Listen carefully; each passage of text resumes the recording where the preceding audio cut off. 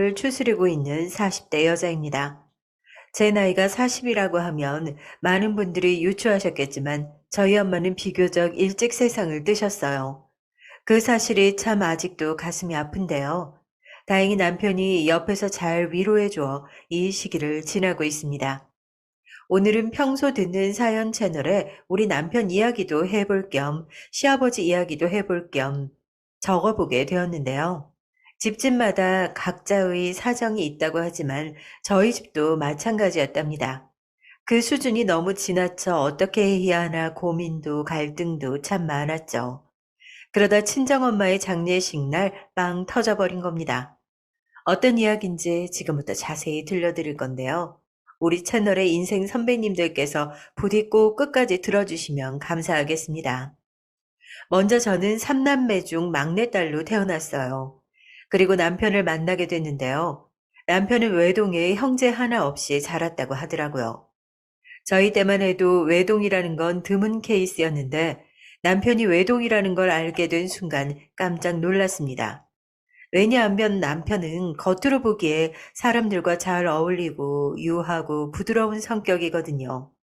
저는 음식점 서빙 아르바이트를 하다 남편을 만났고 남편은 당시 음식점을 운영하고 있는 상황이었는데요. 사장으로서 무척이나 직원들에게 대우가 좋았어요. 그래서 혼자 남편을 짝사랑하면서도 외동이라는 건 생각지 못했습니다. 그런데 그 외동이라는 것이 남편에겐 다른 의미였나 봅니다. 난 형제 없이 자라 많이 외로워서 그런가 꿈이 가정을 꾸리는 거야. 그게 당신이었으면 좋겠어. 나랑 결혼해 줄래? 남편의 프로포즈도 이런 내용이었거든요. 남편은 외로움을 잘 타는 성격이었는데 저는 저와는 반대인 그런 점이 인간적으로 느껴져 오히려 좋았고 프로포즈에도 화답하여 시집을 가게 됐습니다. 결혼 생활은 대체로 행복했어요. 남편과 저의 사이는 아무 문제 없었고요.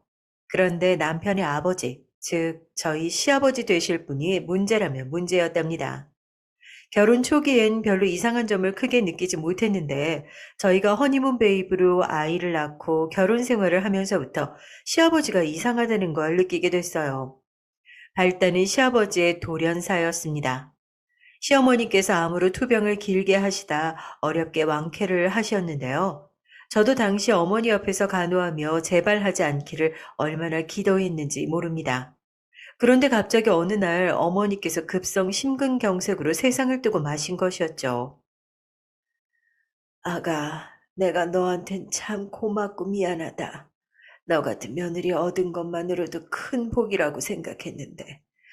우리 정태가 너한테 말 안 해도 많이 기대고 의지하고 있어. 알지? 늘 여장부같이 씩씩하고 든든한 네가 우리 아들을 좀 많이 지켜주려무나. 네, 어머니, 그럴게요. 걱정하지 마세요.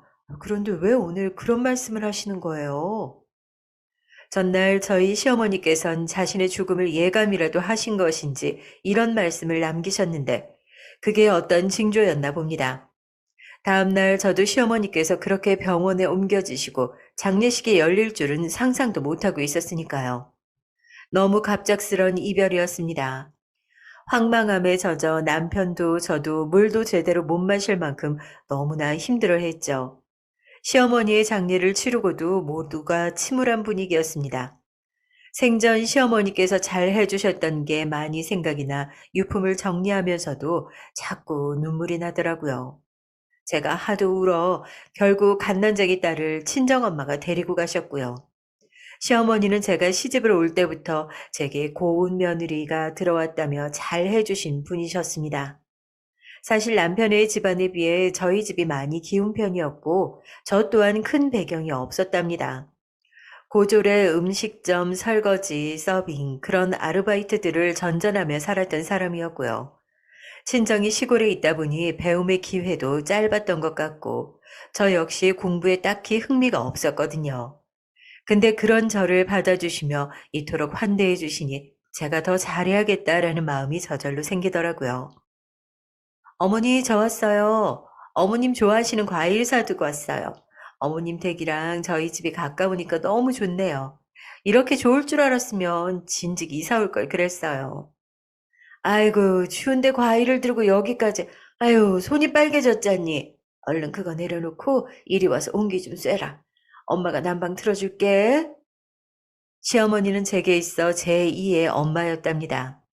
친정엄마도 제게는 물론 혈육이니만큼 애달프고 소중한 존재였지만 막상 결혼을 하니 오갈 기회가 별로 없었는데 그 적적함과 외로움을 시어머니께서 채워주셨죠. 반면 시아버지는 제게 큰 관심이 없으셨답니다. 뭐랄까요? 늘 밖으로 돌기만 하셨고 제가 어쩌다 마주친 날엔 항상 술에 만취해 계셨으니 대화를 나눌 시간이 없었어요. 그나마 명절이 되면 온전한 정신으로 앉아 있으시긴 했는데 그마저도 몇 마디 주고받다 갑자기 소주를까 혼자 벌컥벌컥 마시며 자기 얘기만 주구장창 늘어놓으셨어요. 듣는 게 곤혹이었죠. 그러다 이런 일도 있었습니다. 아직도 이 일이 생각나는데요. 아마도 추석날이었을 거예요. 술에 취한 시아버지가 혀가 꼬인 발음으로 인생 수업을 해주겠다며 이야기를 꺼낸 거였고, 그 말에 분위기가 약속한 듯 서늘해졌습니다. 아니, 그러니까 내가 말이다. 얼마나 이 집안을 일으키기 위해서 고생했는지 아냐? 어? 이 가난한 집구석, 여편네는 집안일밖에 안 하지. 하기야, 여자가 할 줄 아는 게 뭐가 있었겠어? 내가 이 모든 가족을 다 짊어지고 한 계단 한 계단 오른 거야, 어? 자식놈 교육비에 생활비에 다 책임지고 그 무게가 얼마나 견디기 힘들었는지 죽고 싶었던 적이 한두 번이 아니었다. 며느라가 너도 알 건 알아야 해서 말하는 건데 내가 정태 저놈 저렇게 사람 만들어 놓느라고 아주 큰 고생했다. 아, 네. 그럼요. 아버님 알아요. 여보, 며느리도 있는데 술은 고만 잡수시고 이제 다른 얘기로 넘어갑시다. 아이, 이 옆에 내가 왜 이렇게 눈치 없이 끼어들어? 남편이 말하는데 그냥 듣고나 있어. 내가 우리 며느라가한테 얼마나 고생해서 이 아파트 장만하고, 어? 애 키우고, 마누라 건사했는지 말하는데, 어? 내 말이 우습냐? 우습냐고, 씨, 술맛 떨어지게. 아, 근데 이게 뭐 있어, 진짜 그냥. 이때 남편과 시어머니의 표정이 무척 안 좋았습니다. 거기다 시아버지의 태도는 대놓고 시어머니를 무시하는 식이었어요. 아무리 옛날 분이라 할지라도 사실 옛날 분도 아닌데 그런 태도는 좀 너무하다 싶었죠. 저도 모르게 두 사람 눈치를 보았습니다. 남편은 그의 혼잣말로 언제 아버지가 그런 고생을 했다고 하고 속삭이더라고요. 미안해요. 아유, 내가 주책맞게 껴들었네요. 알았어요. 당신 얘기해요. 시어머니께서 사과하시고 나서야 분위기가 조금 사그라들었고 시아버지는 다시 기분이 좋으신지 주저리 자기 얘기를 시작하셨습니다. 근데 웃긴 건 시아버지가 이 말을 한 지 얼마 되지 않아서 재산의 상당 부분을 잘못된 투자로 날려버리셨다는 겁니다. 자신도 그렇게 될 줄 모르고 저런 재산 이야기를 꺼낸 것이었죠. 전 철석같이 그 말을 믿고 있었고요. 만약 이때 제가 남편이 어린 시절 어떤 일을 겪었고 시어머니께서 어떤 고초를 당하셨는지 알았다면 가만히 있지 않았을 겁니다. 저라도 나서 한마디 했을 테죠. 하지만 그 시절 아무것도 몰랐던 저는 대단하다며 그저 시아버지를 추겨 세우기 바빴어요. 그게 너무 후회가 되네요. 저는 남편의 어린 시절에 대해 아무것도 몰랐답니다. 남편에게 물어보면 남편은 이런 식이었어요. 아, 남들 다 잘하는 것처럼 평범하게 자랐지 뭐. 그래도 외동이니까 귀한 대접 받으며 자랐던 것 같아. 형제가 많은 집보단 대화가 좀 없긴 했지만. 그래? 나는 당신이 이렇게 부드러운 성격인 건 어머니 닮아서 그런 거라고 생각했는데. 그래서 집안 분위기도 되게 화목할 줄 알았어. 저는 시아버지가 제 생각과는 다른 분이었다고 말하고 싶었습니다. 그래서 저렇게 말을 띄웠는데 남편은 아무런 대답도 없었어요. 시어머니와 같은 표정으로 그냥 땅바닥만 쳐다보았습니다. 시어머니의 장례식을 치르고 유품을 정리하면서 처음으로 오랜 시간 시아버지와 함께 있게 됐는데요. 그 이유는 시아버지가 외롭다고 하셨기 때문이었습니다. 시어머니도 가고 혼자가 되니 외로워서 견딜 수가 없다고 하시더군요. 밤에 잠이 안 오니 소주만 먹는데. 아유, 이것도 하루 이틀이지. 아무것도 못하겠어. 아무것도 못하겠다고. 며느라가, 너라도 와서 좀 말동무라도 되어주려면, 응? 늙은이 불쌍한 거 생각해서라도 나 정말 어렵게 부탁하는 거다. 네, 알겠어요. 아버님, 제가 갈게요. 저는 당시 정말 시아버지가 가엾고 불쌍해서 시댁으로 넘어간 거였답니다. 그것도 친정엄마에게 맡겨둔 갓난아기를 다시 받아들고서요. 몸도 아직 회복된 지 얼마 되지 않았는데 저리 말씀하시니 어쩔 수 없더라고요. 다만 남편은 회사를 다녀야 했기에 남편은 그대로 집에 두었죠. 남편은 제가 시댁으로 넘어간다 하자 굳이 꼭 가야 해? 당신이 안 가도 괜찮아. 우리 아버지 저러시다 말 거야. 라며 다소 냉담한 반응을 보였는데 저는 구태여 괜찮다며 넘어갔죠. 아니, 그래도 아버님이 내가 필요해서 부르시는 건데 가야지. 라고 말하면서요. 그런데 가자마자 일주일 만에 후회가 됐습니다. 시아버지는 그때부터 제게 온갖 심부름, 술시중부터 시작해서 잡일을 떠맡기기 시작했어요. 갓난아기도 겨우겨우 키우고 있는 저한테요. 마치 이것을 노린 듯 제가 오자마자 반짝 환한 표정을 지으시며 제가 해야 할 목록을 적은 수첩을 넘겨주시더라고요. 이대로만 쭉 하면 된다. 뭐 어려울 거 없어. 집이 큰 집도 아니고 세탁기 돌리고 청소기 돌리고 뭐 먼지 같은 거나 쓸고 닦으면 되고 내 밥 아침이랑 저녁 정도만 차려놓으면 된다. 근데 그 매일 같은 반찬 먹는 거 별로 안 좋아하니까 그건 네가 알아서 잘 분간하고 아무튼 며느라 잘 해줄 수 있지? 너만 믿는다. 그리고 고맙다. 아유, 우리 며느라가 밖에 없네. 네. 근데 나가시게요? 옷차림이 나가시는 차림이네요. 어, 나는 저녁에 잠깐 약속이 있어서 나가보마. 시아버지는 그 말씀을 남기고 나가버리셨습니다. 분명 전화로는 죽을 것 같은 목소리였는데 막상 오니 슬픈 기색이라곤 온데간데 없었죠. 어머니를 잃어 외롭다 하신 분이 맞나 싶었습니다. 근데 더 가관이었던 건 시아버지께서 적어 놓으신 수첩 안을 들여다보니 별 기막힌 내용이 다 적혀 있더라고요. 옷 다리는 방법부터 시작해서 자신이 좋아하는 반찬, 청소는 어떻게 하라 등등 별의별 것들이 디테일하게 기록되어 있었습니다. 아니, 이걸 지금 나보고 그대로 하라는 거야? 돈을 받는다 해도 때려치우고 싶은 정도의 일이었습니다. 그리고 사실 말이 쉬웠지 시댁의 30평대 집을 매일 쓸고 닦고 밥을 준비하고 갓난아기까지 챙기는 거 자체로도 정말 곤혹스러운 일이었어요. 저는 천천히 몸도 추스리고 우리 아기한테만 집중하며 평화로운 시간을 보내고 싶었는데 갑자기 스트레스가 확 몰려오더라고요. 그래도 떠난 시어머니를 생각하며 한 달 정도는 꾹 참고 그 모든 일을 원하시는 대로 해드렸답니다. 그래, 조금만 참자. 덜 외롭다 하시면 그때는 미련 없이 나가면 되니까.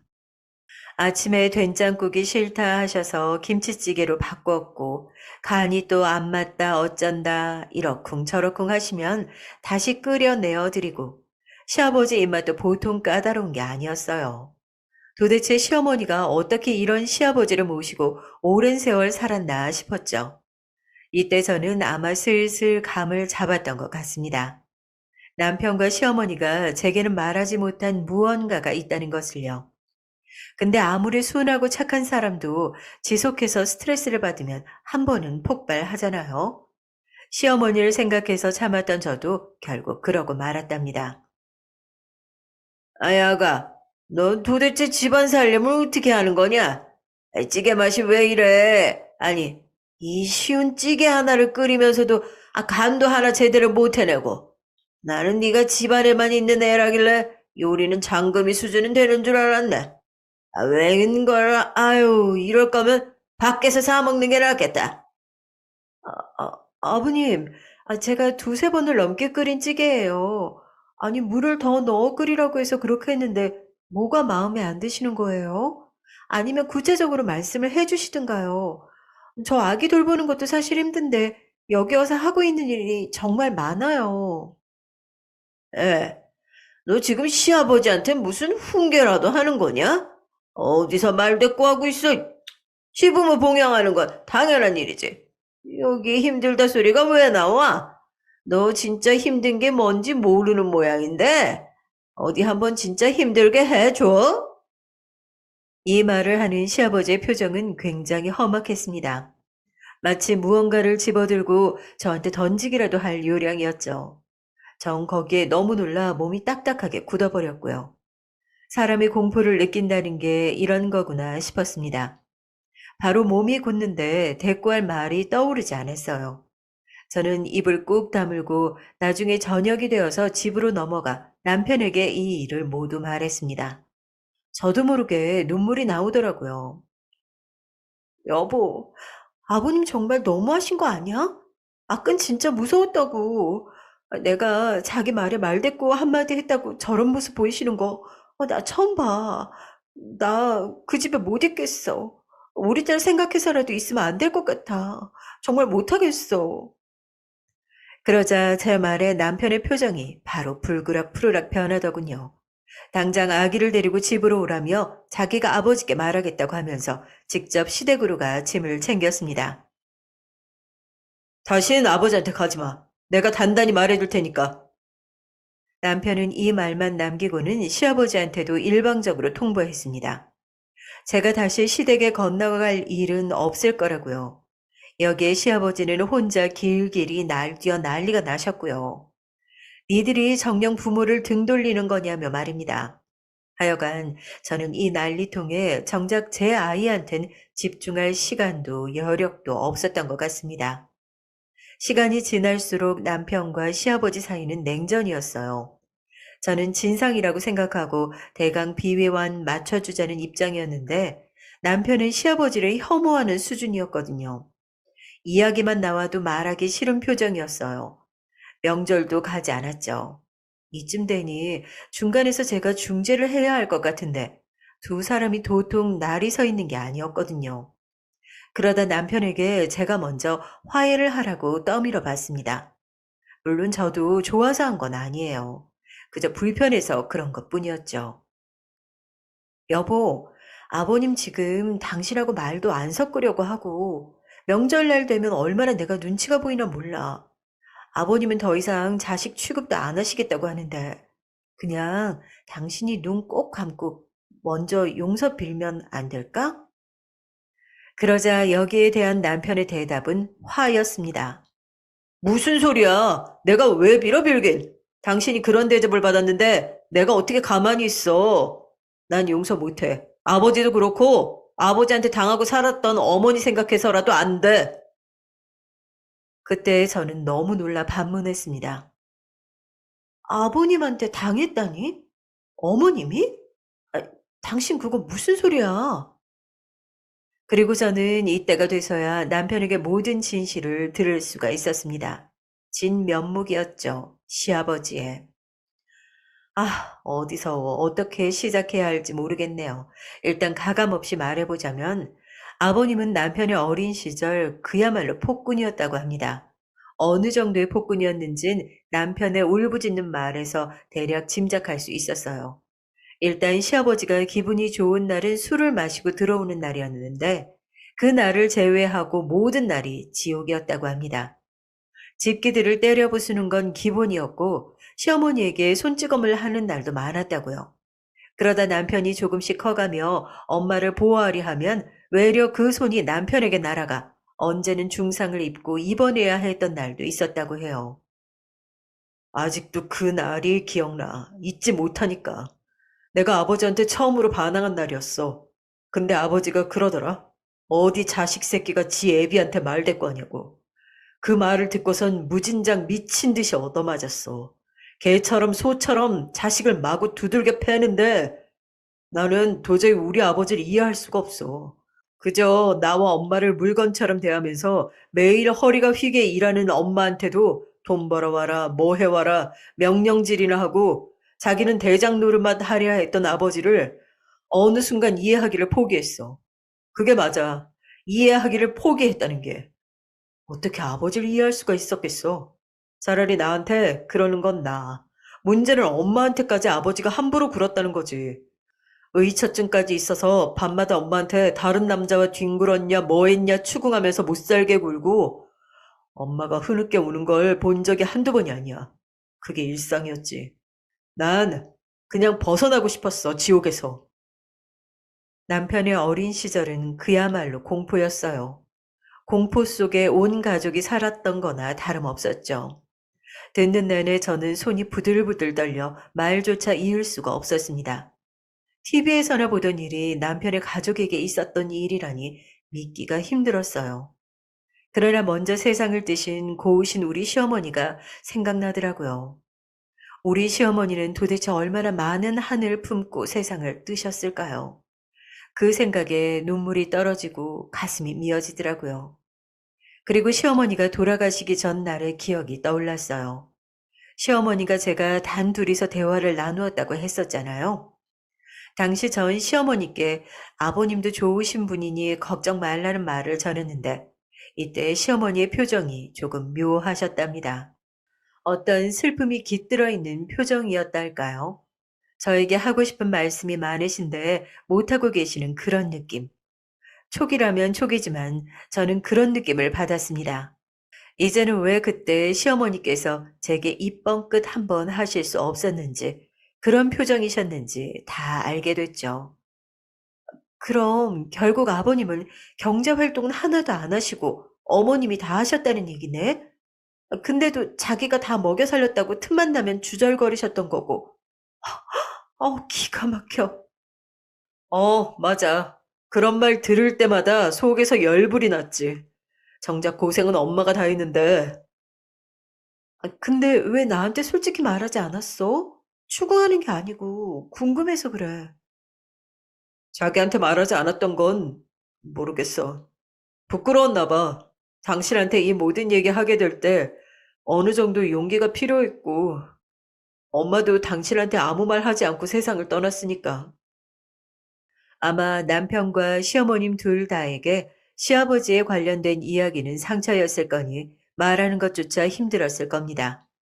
저는 그 마음을 충분히 이해한다며 남편의 손을 꼭 잡아주었나요. 그 후로부턴 시아버지를 보는 눈이 예전과는 완전히 달라졌죠. 남편과 시어머니를 못살게 굴었던 장본인, 폭군을 보는 눈이 어떻게 예전과 같을 수 있겠어요. 여러분이 저라도 그럴 것 같지 않으신가요? 그래서 일부러 더 이상 전처럼 남편과 시아버지의 사이를 붙여놓으려 하질 않았답니다. 허나 시간이 흐르니 착한 우리 곰 같은 남편이 제게 먼저 말하더군요. 그냥 용돈 드리고 가끔 찾아가며 부모 대접은 해드리자고요. 자기도 엄마를 생각하면 그러기 싫지만 아버지 쪽에서 연락이 하도 많이 오니까 그냥 그러는 게 마음 편하겠다고요. 남편이 먼저 용서를 하겠다고 하니 저도 딱히 반대할 말이 떠오르지 않았습니다. 알았어. 당신 마음 편한 대로 해. 그런데 그러던 중 또 하나의 사건이 일어나고야 말았어요. 바로 시아버지께서 새어머니를 데려오신 건데요. 이때 저는 그야말로 기절하고 싶은 심정이었답니다. 새어머니라는 작자는 우선 저와 비슷한 나이대였는데 딱 봐도 꽃뱀 기질이 보이는 여자였는데 시아버지 본인은 전혀 모르시는 것 같았거든요. 이날은 저만 초대를 받아 시댁에 가게 됐는데 아마 시아버지께선 남편의 눈치를 좀 본 모양입니다. 앞으로 며느라가 네 시어머니 될 사람이니 잘 받들어 모셔라. 알겠지? 네 남편이란 놈이 나한테 툴툴대며 자식 노릇 못해도 너는 우리 집 하나밖에 없는 며느리니까 이런 건 네가 다 알아서 챙기고 해야 되는 거야. 알지? 저는 여기에 쉽사리 알겠다고 대답하기가 싫었어요. 그래서 그냥 모른 척 딴 곳만 쳐다보고 있었죠. 딱 봐도 돈을 노리고 온 꽃뱀 여자는 시어머니 모양은 내고 싶었는지 미니스커트를 입고도 우아한 말투를 흉내내려 하더군요. 저기, 시어머니라고 너무 어려워 말고, 그러니까 나도 나이가 젊고 하니까 그냥 편하게 지내요. 아유, 뭐든 힘든 거 있으면 말하고 가족처럼 지내자고요. 그게 좋죠? 거기엔 네라고 해주었네요. 전혀 그럴 생각이 없었지만요. 시어머니라고 부르기도 싫은 그 여자는 자신이 어떻게 시아버지와 만났으며 자신은 저희를 자식처럼 생각하고 싶다고 말하더니 어느 날이고 상관없이 저희를 불러내기 시작했습니다. 정확히 말하면 저를요. 얘야, 김장날인데 너는 올 생각이 없니? 아직도 집에 있다고? 아유, 그걸 꼭 굳이 내 입으로 말해야 오는 거야? 안 되겠다. 네 시아버지한테 말해서 며느리 기강 좀 잡으라고 해야지 원. 아, 내가 명색이 시어머니인데 이딴 식으로 대접받으면 나도 서럽고 속상하지. 아유, 벌써부터 그냥 눈물이 나려고 하네. 아니, 제가 말씀드렸잖아요. 시간이 어렵다고요. 아, 갑자기 이러시니 저 정말로 당황스러운데요. 뭐라고? 갑자기 이런다니? 아, 너 말 참 웃기게 한다. 그 여자가 시어머니랍시고 하는 행동은 수십 가지였는데 죄다 어처구니가 없었습니다. 갑자기 저는 동의한 적 없는 김장날에 다짜고짜 오라고 한다든지, 자기 생일은 꼭 현수막까지 준비해 최고로 챙겨야 한다든지, 어느 명절날엔 아이가 아파서 못 간다 하니 그것도 꾀병이라고 지적질을 한다든지 아주 가지가지였습니다. 그리고 그것이 시아버지 귀에 넘어가면 상황은 최악이 되었죠. 이미 자기 아들도 뜻대로 안 되니 벼르고 있던 상황에 저까지 며느리 노릇을 안 한다는 말을 들었으니 어쩌겠어요. 당장에 저희 부부를 소환해 야단을 치고 무릎을 꿇리려 들었습니다. 심지어 시아버지인 옆에 있던 골프채를 탁탁 소리가 나게 바닥을 쳐가며 훈계를 하더라고요. 니넨 이래서 잘못됐고 저래서 잘못됐고 도리가 어쩌고 저쩌고 너무 듣기 싫은 말뿐이었습니다. 시어머니 살아계실 적, 남편 어렸을 적 가장 못나게 구셨던 분이 이제 와서 부모 대접은 받고 싶다고요? 저로서는 용납할 수 없는 일이었죠. 저는 솔직해지기로 했습니다. 너 지금 아가 내 말 듣고 있는 거야? 도대체 어딜 보고 있어? 내가 말하잖냐? 네 시애미가 부르면 제깍제깍 달려오라고. 너 저번에 네 시애미랑 백화점 가서 물건 하나 안 들고 그냥 가만히 서 있었다며? 내가 모를 줄 알았냐? 어디서 그런 가정교육 못 받은 티를 내고 앉았어? 어머니께선 곳에 그것을 잃으신 모양이었습니다. 자꾸 저에게 한 보따리의 쇼핑백을 맡기려 하시길래 조용히 거부하고 일부러 딴짓을 했더니 그게 마음에 맺혔던 모양이죠. 저는 오래전, 그러니까 아주 오래전부터 하고 싶었던 말을 했어요. 아버님, 죄송하지만 제가 시어머니가 요구하시는 것들을 다 일일이 들어줄 수는 없고요. 그럴 여력도 시간도 나지 않아요. 죄송하지만 저도 아이가 이제 학교에 들어가고 챙겨야 할 게 많은 거 아시잖아요. 거기다 저도 이제 이 사업에 같이 뛰어들기로 해서 명절날과 큰 행사 제외하고는 일일이 참석하기 힘들 것 같네요. 그리고 가정교육 운운하시는 말은 삼가해 주세요. 남편은 제 말에 약간 놀란 기색이었습니다. 남편 또한 시아버지에게 적잖은 반감을 품고 있긴 했어도 그것을 딱히 드러내진 않고 있었거든요. 새 시어머니라니, 아, 어이가 없어. 당신은 화 안 나? 나도 화나. 근데 저런 사람 내 아버지로 생각하지 않은 지 오래고 더 이상 상대하고 싶지도 않아. 없는 사람 대하듯 하고 싶어. 남편은 당시 저런 말을 하며 시아버지란 존재 자체를 회피하는 느낌이었답니다. 근데 제가 여기서 바로 반항이라는 걸 해버린 거죠. 절대 당신 뜻대로 해주지 않겠다는 뜻을 전달한 겁니다. 그리고 물론 저희가 시아버지에게 했던 말도 사실이었어요. 새로운 사업이란 학원을 차리는 것이었는데요. 남편은 수학과를 나왔고 저는 국어 국문과를 나왔는데 남편은 음식점을 운영하는 것은 지쳤다면서 학원을 차리는 게 어떻겠냐고 제안하더라고요. 처음엔 흘려들었지만 몇 번 듣다 보니 저도 그것이 더 나을 것 같아서 새롭게 시작하는 마음으로 매물을 알아보고 있었습니다. 근데 그랬더니 시아버지는 난리가 나서는 고함을 꽥 지르시더라고요. 골프채를 흉기처럼 휘두르면서 말입니다. 아니, 뭐가 어쩌고 어째? 너 지금 그 말 제정신으로 하는 말이냐? 아니, 사업을 알아보면 알아보는 거지. 그걸로 행사에 참석을 못 한다고? 니들 둘 다 군기가 아주 단단히 빠져도 빠졌구만.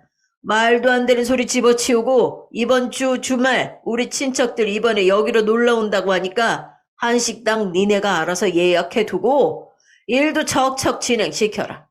안 그랬다간 영 끊어버릴 줄 알아? 연 끊는다는 게 무슨 말씀이세요? 말 그대로지 무슨 말이야. 세상에 자식이 자기 뜻대로 안 된다고 골프채를 휘두르는 사람이 어디 있단 말인가요? 저는 더 상대할 필요도 못 느껴 골프채를 휘두르는 시아버지에게 더 당당히 나갔습니다. 절대 참석하지 않겠다고요. 저희를 이렇게 물건처럼 대하시는 시아버지라면 더더욱이 그러고 싶지 않다고요. 그리고 연을 끊어야 한다면 그렇게 할게요. 어머머머, 얘 말하는 것 좀 봐라. 뭐 싸가지를 크게 밥 말아 처먹었나? 어디 네 시아버지가 봉으로 보이니? 예, 내가 너 지금까지 버릇없이 군 것 일절 말 안 하고 참고 있어줬더니 어디서 지금 대들고 자빠졌어? 아니, 네 시아버지가 얼마나 너희들을 끔찍하게 생각하는데. 여보, 더 할 말이 필요 없어요. 그냥 얘들 멋대로 하게 두자고요. 니들한텐 재산 1원도 안 줄 알아. 네, 그럼 감사하네요. 사실 저희도 더 이상 신경 쓰고 얽매이고 싶지 않거든요. 그럼 서로 이쯤에서 마무리할까요?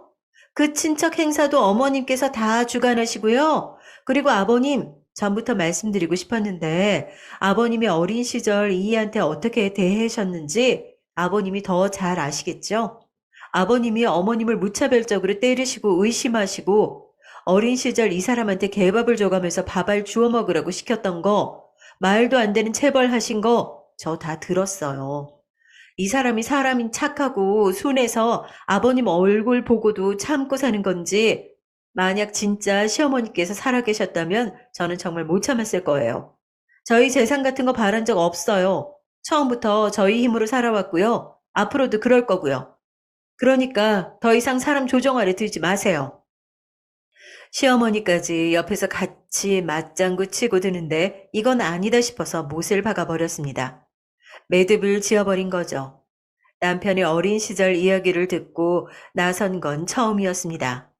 그러자 시아버지께서 약간 당황하신 기색이더라고요. 이런 이야기까지 들고 나올 줄 몰랐던 건지 말입니다. 저는 남편의 손을 잡고 그대로 일어서 나왔습니다. 뒤에 어떤 후폭풍이 있을진 예상됐지만 그 순간엔 그래야 했죠. 그런데 일이란 참 이상하게 흘러가더라고요. 저희가 먼저 인연을 끊자는 말에 알겠다고 대답을 해오니 딴에 아쉬웠나 봅니다. 갑자기 시아버지와 시어머니가 동시에 저희에게 잘해주기 시작하더라고요. 시어머니는 저희 아이를 봐주겠다고 하고 시아버진 용돈을 붙여주겠다고 하고요. 그러면서 가족끼리 오붓하게 저녁 식사라도 하자고 하는데 생각만 해도 끔찍했죠. 예, 너 아직도 화가 안 풀렸니? 아유, 그건 내가 너희들이 요즘 너무 막 나가는 것 같아서 한마디 하려고 부른 건데, 아유, 그래. 내가 지나쳤다면 미안하다. 시아버지가 돼서 체면도 못 차리고 미안해. 그나저나 그 사돈 어르신께서는 괜찮으시니? 내가 다른 게 아니고 요 앞에 한약방에서 약을 지어왔는데 그것만 전달해주고 가도 되나? 굉장히 사근사근한 말투로 제 안부며 저희 아이 안부며 제 남편의 눈치까지 살피는데 우스웠답니다. 시아버지께서 그러는 이유를 알고 있었으니까요. 다름 아닌 용돈 때문이었을 겁니다. 구차하게 이런 문제엔 꼭 돈이 빠지지 않죠. 뻔하지만 그렇습니다. 저희가 다달이 시부모님에게 주던 용돈을 딱 끊었더니 거기서 머리 회전이 다르게 돌아간 거죠. 생활비가 부족했던 거예요. 사실 재산 운운했을 때도 웃겼던 것이 시아버지에겐 지금 사는 집 말고 딱히 재산이랄 게 없으시거든요. 본인은 시골에 땅도 있다, 뭐도 있다 허풍을 떠시지만 그건 그야말로 전부 다 허풍에 불과했습니다. 남편에게 확인 사살한 거고요. 아무쪼록 시아버지는 용돈이 끊기는 게 싫었던지 다시 잘해주기 시작했고 남편과 저는 그런 시부모님이 솔직한 말로 징그러웠습니다. 그러던 어느 날 개인적으로 조금 안 좋은 일을 겪게 됐답니다. 오빠로부터 친정어머니가 아프다는 소식을 들었어요. 친정엄마는 원래 농사일로 허리도 안 좋고 관절도 많이 안 좋으셔서 수술을 여러 차례 받으셨는데 이번에 완전히 무리하신 건지 병원에 입원하시게 됐답니다. 거기 암 판정도 같이 받으셨대요. 저도 남편도 걱정이 많았죠. 저는 엄마의 병원에 매일 들락거리며 적극적으로 간호를 하게 됐고요. 근데 여기에 저희 시아버지가 끼어들어서 자신이 엄마의 병원에 오겠다느니 하는 말을 하더라고요. 그 사돈께서 내가 안 가면 섭섭해하지 않겠냐? 응? 그래서 그러는 거야. 아니에요, 아버님. 괜찮아요. 그러지 마세요. 너도 참 그러는 거 아니다. 어른들은 이런 거 말 안 해도 다 섭섭해하셔. 그 티를 안 내시는 것뿐이지. 내가 뭐라도 들고 가마. 보고 인사는 해야지. 그렇게 기어이 저희 엄마 병문안이랍시고 오셔서는 와서 얼굴 도장을 찍고 가셨답니다. 별 말씀도 안 하시면서요. 그러면서 병원 문을 나가며 저에게 그러더라고요. 남편과 화해하고 싶다고. 이제 다시 가족처럼 잘 지내고 싶으니 중간에서 제가 잘하라고요. 여기서 잘하라는 게 무슨 뜻이었을까요? 아마도 남편을 잘 구슬러 설득해라 이런 뜻이었겠죠. 저는 그 속셈이 빤히 보이는 눈동자도 싫어 조용히 외면하고 그냥 잘 가시라 배웅해 드렸습니다. 근데 니네 시아버지 말이야. 사람이 뭐랄까 좀 능글맞다고 해야 되나? 꼼꼼이가 있어 보이더라. 정말 괜찮은 거 맞니? 저번에 보니까 김서방 얼굴도 안 좋아 보이던데. 그게 어 엄마 사실 별로 좋지는 않아. 남편하고도 사이가 별로고 시어머니라고 새로운 여자를 데리고 왔는데 완전 이상해. 그래도 뭐 어떡해 별 수 없지. 그냥저냥 지내고 있어요. 그래. 아유, 그래도 어른이 저렇게까지 하시는데 너희들이 한번 봐줘라. 이해심 넓은 사람이 원래 모자른 사람도 품어주고 그러는 거야. 저희 친정엄마는 원체 사람을 잘 미워하는 법이 없으셨고 그러지도 않으시라 했습니다. 제가 엄마에게 가장 많이 배운 게 있다면 자비와 사랑이라는 단어였죠. 엄마는 어떤 상황에서도 사람을 용서하시려 했고 저에게도 그러라고 가르치셨으니까요. 그런데 글쎄요, 새 시어머니와 시아버지가 하는 행동을 보면 도무지 사람이란 생각이 점점 들지 않더라고요. 일단 새 시어머니의 행동으로 시댁에 큰 파란이 불어닥치게 됐는데요. 어느 날 시아버지가 울면서 전화를 하는 겁니다.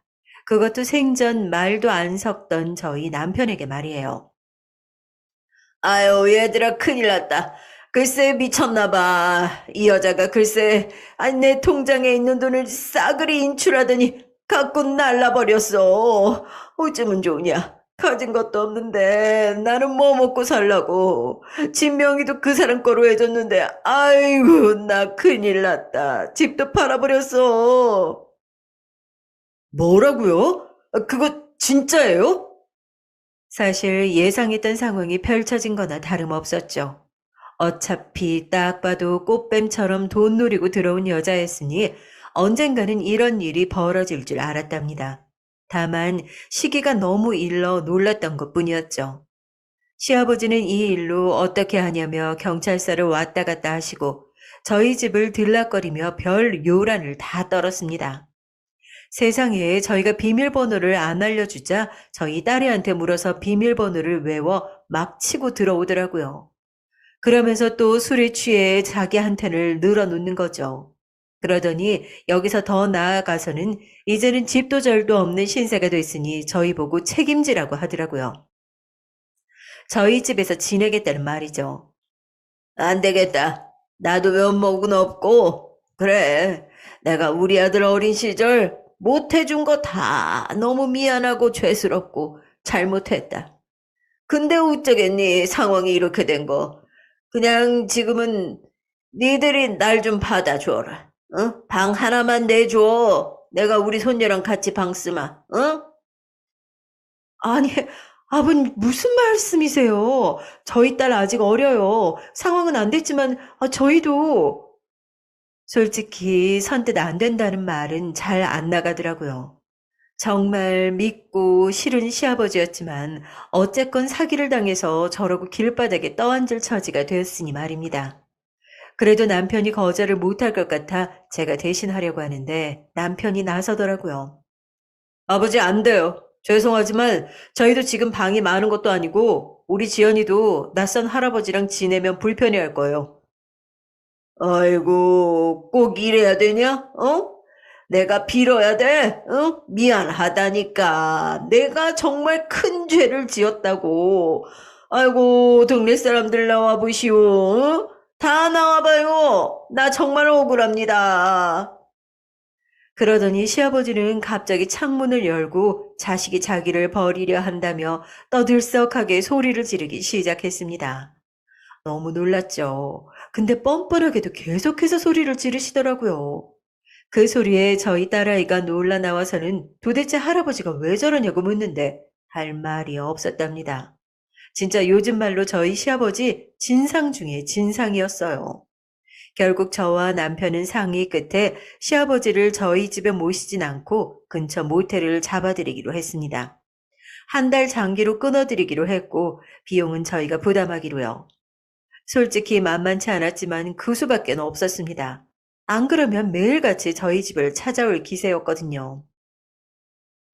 아이고, 꼭 이런 모텔이어야 하냐? 좀 좋은 호텔도 있을 텐데. 에휴, 그래 내가 무슨 힘이 있겠니? 시아버진 마지막 모텔에 들어가시기 전까지 이런 말을 궁시렁거리며 속을 긁었지만 가볍게 무시해버렸어요. 그걸로도 만족해라 속으로 말하면서요. 그리고 모텔 앞까지 바래다 드리고 오는데 속이 안 좋더라고요. 아무래도 시아버지로 인한 스트레스가 컸던 모양이었습니다. 시아버지에게 신경 쓰느라 엄마 병문안도 잘 못 가고 있었으니까요. 그래서 다음날부턴 엄마도 잘 챙겨드려야겠다 생각하며 집으로 향하고 있었죠. 그러던 중 일이 터지고 말았습니다. 갑자기 천둥이 치더니 비가 후두둑 떨어지기 시작하더라고요. 마른 하늘에 무슨 날벼락인가 싶어 편의점이라도 들어가 우산을 사려고 하는데 연락이 왔습니다. 오빠였어요. 큰일 났어. 얼른 병원으로 와. 엄마가 위급하시다. 헐레벌떡 병원으로 향하면서도 아니겠지, 아니겠지 속으로 아닐 거라는 마음으로 뛰었습니다. 기도하는 마음이었어요. 우리 엄마 한평생 고생만 했던 우리 엄마한테 설마 나쁜 일이 생길 리가 없다는 그런 마음이었죠. 근데 마지막으로 엄마 얼굴을 봤을 때가 생각이 잘 안 나더라고요. 순간 언니가 엄마에게 대신 가면서 꽤 오랫동안 엄마에게 가지 못했다는 생각이 들었습니다. 도착했을 때 엄마는 중환자실에 가 있었고 의사에게선 상태가 아주 나빠졌다는 말을 듣고야 말았죠. 어쩌면 마지막을 준비해야 한다는 말까지도요. 말도 안 된다고 생각했지만 결국 일은 일대로 벌어졌습니다. 엄마는 중환자실에서 몇 달 버티시더니 끝내 마지막을 앞두게 되셨어요. 여보, 우리 엄마가 저는 말을 다 잇지 못하고 남편을 불렀습니다. 어떻게 엄마와 마지막 인사를 나눌 수 있었는지 감정적으로 준비가 되어 있지 않았는데 해야만 하는 일이기에 눈물을 닦아내며 마지막 인사를 했던 것 같습니다. 그동안 엄마에게 너무 고마웠다고, 우리 가족 모두 엄마를 너무 사랑했다고, 엄마 편히 가라고요. 뒤범벅된 말을 하면서도 눈물이 계속 흐르고 감정을 주체할 수가 없었습니다. 저희 남매 모두 마찬가지였죠. 그리고 엄마의 장례식을 치르는데 살면서 언젠가 한 번은 있을 거라 생각했지만 그날이 이렇게 빠르게 다가올 줄은 상상도 못했기에 장례식 분위기는 너무나 가라앉아 있었습니다. 아직 하고 싶은 게 많은 우리 엄마인데 속으로는 그런 생각을 하며 엄마의 영정을 멍하니 바라보고 있었죠. 첫 번째 날 밤을 꼴딱 지샜을까요? 이튿날째 되니 시아버지도 장례식장에 오셨더라고요. 시아버지는 약간 긴장된 얼굴로 구두를 벗고 들어오시더니 저와 인사를 나누고는 갑자기 이런 말씀을 하시더군요. 그래, 많이 힘들었겠구나, 아가. 나도 사돈이랑 얼굴 뵌 지가 얼마 안 됐는데 너무 당황스럽다. 네, 저도요. 와주셔서 감사합니다. 저기, 근데 말이다. 너도 알겠지만 사돈 정도면 이만하면 호상이야. 응? 사랑하는 딸 곁에서 편히 가셨잖니. 그, 그리고 오늘 용돈 주는 날인 거 알지? 용돈 꼭 입금해야 한다. 아유, 모텔에 있으니까 불편한 게 이만저만이 아니거든. 물도 더럽고 바닥은 말도 못한다. 어? 매일 쓸고 닦는데도 남의 집처럼 얼마나 불편한지. 그 용돈이라도 넉넉히 줘야 내가 기분 전환이라도 하고 그 밖에 나가 있기라도 할 수 있지 않니? 아무튼 그 잊지 말아라. 아가 너만 믿는다. 그 순간 머릿속이 멍해졌습니다. 앞이 컴컴해졌다고 해야 할까요? 내가 무슨 말을 들었는지 모르겠더라고요. 엄마를 잃은 충격이 가시지 않은 제가 가만히 있었더니 그때 우리 남편이 갑자기 시아버지의 멱살을 잡고 조용히 따라오라고 하더라고요. 남편이 뒤에서 이 얘기를 다 듣고 있었던 줄은 몰랐습니다. 저도 모르게 남편을 엉겁결에 같이 따라갔죠. 당신은 인간도 아니야. 오늘 끝장 보자. 남편은 장례식장 바깥에서 그대로 주먹으로 시부의 얼굴을 때렸습니다. 내리 꽂았다는 표현이 맞겠네요. 누가 보면 폐륜이라고 할 만한 행동이었지만 남편에게는 그리고 저에게는 정당한 대처였습니다. 그리고 나서 남편은 지금껏 가슴에 담아두고 있었던 한 맺힌 말들을 울부짖듯 쏟아냈어요. 당신이 우리 엄마와 나한테 한 짓, 나는 그 모든 것을 당하고 지켜보면서도 가만히 있었어. 당신이 내 아버지란 이유 하나만으로, 날 낳아줬단 이유 하나만으로. 근데 천륜? 그딴 거 이제 다 필요 없어. 당신은 인간도 아니야. 내 장모님에게 그런 말을 하는 인간이 어떻게 인간이야. 이건 짐승이지. 뭐? 용돈? 이제 영원히 없을 거야. 당신 구제해줄 사람은 영영 없을 거라고. 노숙자나 돼서 어디 한번 밑바닥까지 쳐봐. 저는 남편이 이 말을 뱉으면서 또 무르지 않을 거라고 생각했습니다.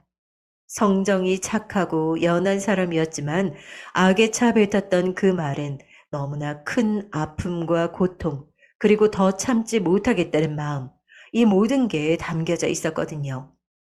시아버지는 씩씩거리며 이 와중에도 자신이 뭘 잘못했냐고 하더군요.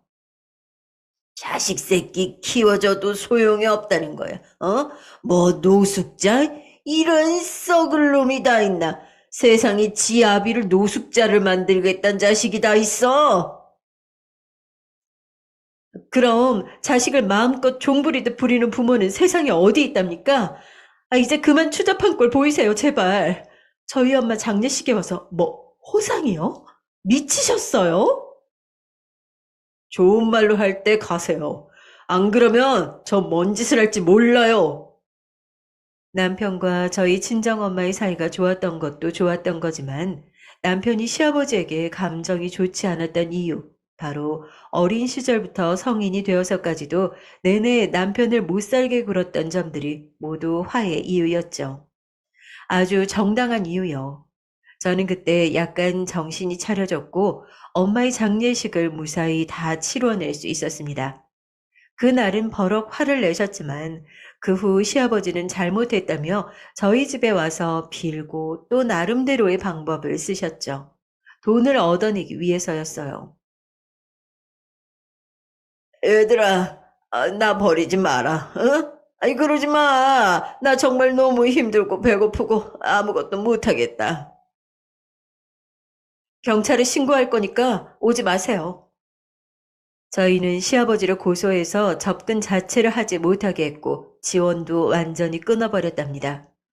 덕분에 시아버지는 지금 어디 지하철역 근처에서 노숙을 하며 지내고 있습니다. 배고프다, 굶어 죽을 것 같다. 아주 가끔씩 저희 딸의 학교를 찾아와 정문 앞에서 그런 말을 한다는데 딸아이도 이미 알 건 다 아는지라 할아버지를 보면 도망친다고 하네요. 아마 시아버지께서 저희 친정엄마 장례식에와 그런 말까지 하지 않았다면 조금 더 관계가 지속되었을 수도 있을 겁니다. 하지만 언젠가는 끊겼을 관계였겠죠.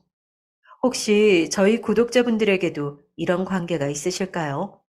끊어내고 싶을 만큼 고통스러운 관계요. 그게 가족이라면 아마 고통이 더 크실 겁니다. 저도 그랬으니까요.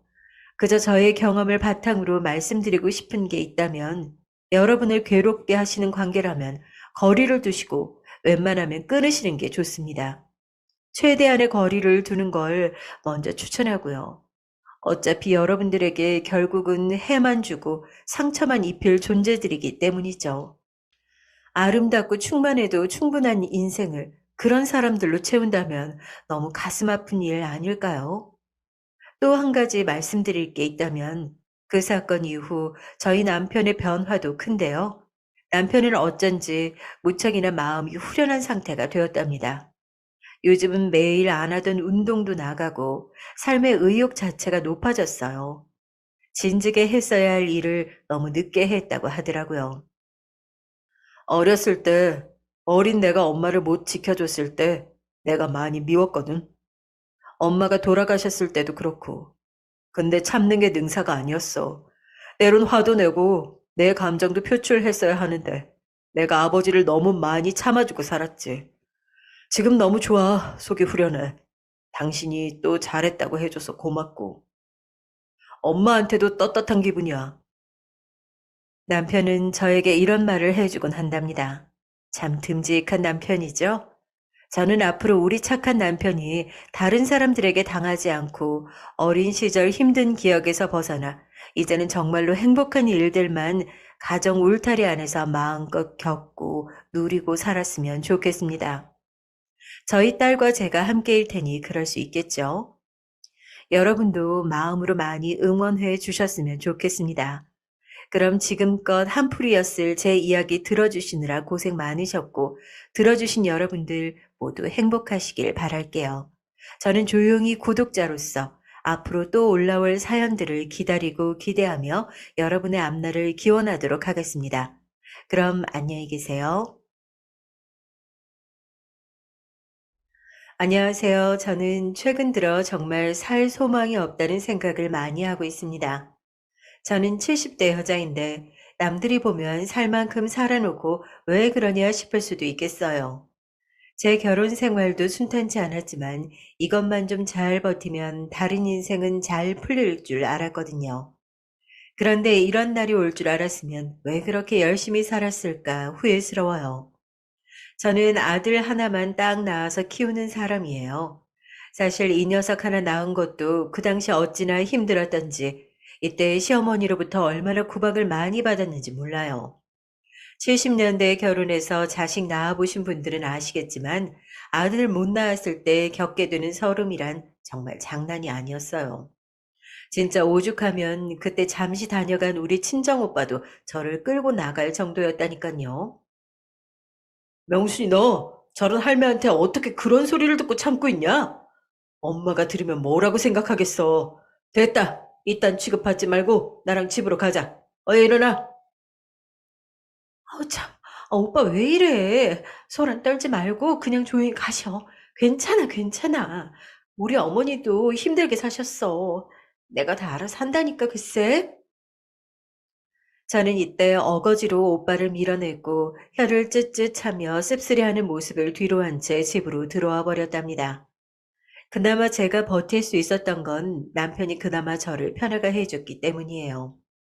원래 중매로 둘이 결혼하게 됐었는데 그 무렵에 남편이 참 저에게 잘 해주었거든요. 둘이 8살 차이가 났지만 그런 게 많이 느껴지지 않고 까탈스럽지 않은 사람이었어요. 그런데 이런 모양새를 어머니랑 시누이는 많이 질투를 했었던 건지 그렇게 절 못 살게 굴었답니다. 그나마 다행인 건 그런 와중에 남편이 제 편이었다는 거예요. 남편은 어머니까진 몰라도 적어도 자기 여동생이 절 괴롭히면 참지 않았죠. 그러니 저도 앞서 저희 친정 오빠가 저에게 뭐라고 해야 돼도 그럭저럭 참고 살고 있었던 거고요. 아주 든든할 정도로 자기 여동생을 혼내주니 그때그때 불만이 생기려다가도 사라졌거든요. 순자야, 너 왜 네 언니한테 말을 그렇게 하냐? 오빠가 일도 하고 바쁘고 아무튼 부부도 사정이 있는 거야. 그만하고 어머니나 잘 모시고 내려가라. 이 사람도 몸이 안 좋아서 이러다가 병원 신세 질지도 몰라. 이제 정리하고 내일이나 모레쯤에는 어머니랑 내려가. 무슨 말인지 알았지? 이때는 거의 시누이랑 어머니가 작정하고 한 달 정도 집에 있다가 가던 때였는데 제가 말할 수는 없고 이렇게 남편이 말해야 그나마 들은 척들을 하더라고요. 그 사이 저희 친정오빠가 멸치며 김 같은 것들을 준다고 들렸다가 어머니가 저한테 하나하나 참견하시는 모습을 보고 완전히 뿔이 났던 거예요. 이 사실도 남편에게 알렸더니 어쩔 줄 몰라 하더라고요. 저 형이 화 많이 났겠네. 이거 참, 그때 내가 있어야 했는데 당신 마음 많이 썼겠어. 그 부분은 내가 참 마음이 안 좋다. 아무래도 순자랑 어머니도 슬슬 양평으로 가도록 해야겠어. 보통 저도 이때 주변 엄마들한테 물어보면 대부분의 남편들은 하나같이 시댁 문제로 불길이 더 세지는 게 일반적인 것 같더라고요. 근데 우리 집 남편이 이렇게 정리를 해주니까 하나같이 다들 부러워했었어요. 아유, 요즘 그런 남편이 어딨어. 뭘 얼마나 착하게 하고 살았길래 저런 서방님을 얻었어? 얼굴도 멋지지, 키도 훤칠하지. 아주 그냥 나뿐 아니라 저기 영진의 엄마도 그렇다고 다들 자기네 신랑 멋지다고 난리야. 우리 남편은 그냥 곧 있으면 머리도 벗겨지게 생겼는데 어쩜 자기 신랑은 저렇게 머리도 풍성하고 멋져? 말한 대로 우리 남편은 키도 크고 외모도 좋고 저한테도 참 다정한 사람이었어요. 당시에 TV에 나오는 유명한 탤런트를 닮았다는 말도 들을 정도였고요. 그런데 힘겹게 아이를 갖고 출산 뒤에 돌이 될 무렵쯤 아주 충격적인 사실을 알게 됐습니다. 이때 제가 받은 충격은 젊은 날 아무래도 너무 큰 생채기가 생겨버린 건지 아직도 가끔씩 악몽을 꿀 때가 있답니다. 이후로는 웬만한 일에도 잘 안 놀래게 됐어요. 안 그래도 썩 사이가 좋지 않은 옆집 엄마에게 이 말을 듣고 얼마나 수치스러웠는지 몰라요. 저기 호영 엄마, 내 말 듣고 너무 놀라지 말고 자기 심장도 별로 안 좋다며? 아우, 근데 이걸 알려야 하나 말아야 하나. 내가 이거 잘하는 짓인지 모르겠다. 이때 저는 안 그래도 어머니가 삼시세끼 반찬 투정을 하시는 데다 아기도 아팠기 때문에 보통 정신이 사나운 게 아니었어요. 그래서 저도 모르게 퉁명스럽게 물었고 저를 걱정해 준답시고 안쓰럽게 쳐다보는 얼굴이 너무 싫게 느껴지더라고요. 하지만 그 말을 듣는 순간 외려 제가 그 엄마를 붙들고 사정하듯 매달리게 될 줄 몰랐어요. 그게 저기 미니 엄마 알지? 그 옆에 이동에 사는 엄마 말이야. 그 왜 이쁘장하고 남편은 지방 가 있어서 가끔 올라온다는 사람 있잖아. 저도 약간의 기억은 났어요. 키 크고 얼굴은 뽀얗고 머리는 구불구불 파마 머리에다가 맨날 진한 아이섀도우를 바르고 다니는 여자였거든요. 왠지 모르게 경박한 느낌이 나는 여자라서 썩 좋은 인상은 아니었지만요. 그런데 대뜸 이 여자에 대해 제가 집중해서 얘기를 듣게 될 줄은 어떻게 알았겠어요. 그 엄마랑 저기 호영 엄마 자기네 남편 있지? 저번에 누가 같이 차에서 내리는 걸 봤나 봐. 나도 잘 모르겠는데 서진이 엄마가 이동 살잖아. 한 번도 아니고 두 번이나 봤대. 그 집에 들어가는 걸 말이야. 왜냐면 그 엄마도 자기네 남편 얼굴 알잖아? 아무래도 이상하다 싶더래. 저는 순간적으로 거의 정수리에 번개가 날아들듯 아찔한 기분이 들었어요. 세상에, 이 동네 모두의 자랑거리였던 내 남편. 많은 이들이 그렇게 부러워하고 부러워했던 저와 남편의 사이에 금이 가게 됐고, 그걸 또 온 동네 여자들이 다 알게 된 거예요. 그것도 단순히 금이 간 정도가 아니라 여기서 알려진 다른 집 여편네랑 내 남편이 놀아났다니요. 나는 그렇게 고생해서 아이를 낳고 온 얼굴에 핏줄이 다 터지고 회복도 잘 안 되고 그런 와중에 애기 본다는 핑계로 우리 집에 와서 식충이처럼 밥만 찾아대는 시누이와 어머니 때문에 살맛이 안 나던 때였어요. 잠깐만. 그게 무슨 말이에요? 무슨, 아니, 거짓말이잖아요, 지금. 나한테 왜 이러는 거예요? 머리, 안 그래도 죽겠는데, 정말. 하지만 몇 번을 반복해서 물어도 같은 말만 할 뿐이었고, 저는 그때 어머니의 시장 심부름을 갈 상황이었어요. 이때 결국 다 뿌리치고 이동에 산다는 그 엄마네 집으로 쳐들어가게 되었답니다. 그렇게 들어가서 알게 된 사실은 우리 남편과 그 여자가 불미스러운 일을 저질렀다는 사실이었다는 거예요. 제 눈으로 직접 본 것도 아니고 그때 마침 남편이 그 집에 있었던 것도 아니지만 저는 그게 실제로 일어난 일이라는 것을 확인할 수밖에 없었답니다. 왜냐하면 정말 앙큼하고 어이없게도 그 여자 입으로 직접 말했기 때문이죠. 왜요? 그 사람이 말했어요? 이제 그만 만나자더니 이렇게 알릴 게 뭐람? 됐고. 나도 더 이상 만날 생각 없어요. 그러니까 그만들 해요. 이 여자는 진짜 정신이 제대로 돌아가고 있는 사람인가 싶을 정도로 한심한 소리를 하더군요. 듣고도 저는 너무 어이가 없어서 말이 안 나왔고, 다른 애 엄마들 보기에도 너무 한심하고 수치스러웠어요. 아무리 넋놓고 여기까지 뛰어왔다지만 혼자 올 걸 괜히 동네 여자들 끌고 가서 더 망신만 자초한 셈이 돼버렸거든요. 심지어 저한테 뭘 확인이라도 해주듯 우리 남편 넥타이에 달려있던 액세서리까지 보여주는데 전 정말 기절하기 직전이었어요. 이때 무슨 정신을 집까지 왔던 건지 옆에 엄마들이 부축해준다는데도 뿌리치고 집으로 뛰어들어왔어요. 저는 속으로 끙끙 앓으며 남편에게 그 사실을 말하지도 않았고 며칠 뒤 남편이 입으로 직접 말했기 때문에 이 대화의 물꼬가 트여버렸어요. 남편은 그날 퇴근해서 내내 제 눈을 마주치지 못한 상태로 있다가 할 얘기가 있다면서 안방으로 절 부르더니 계속 안절부절 못하더군요.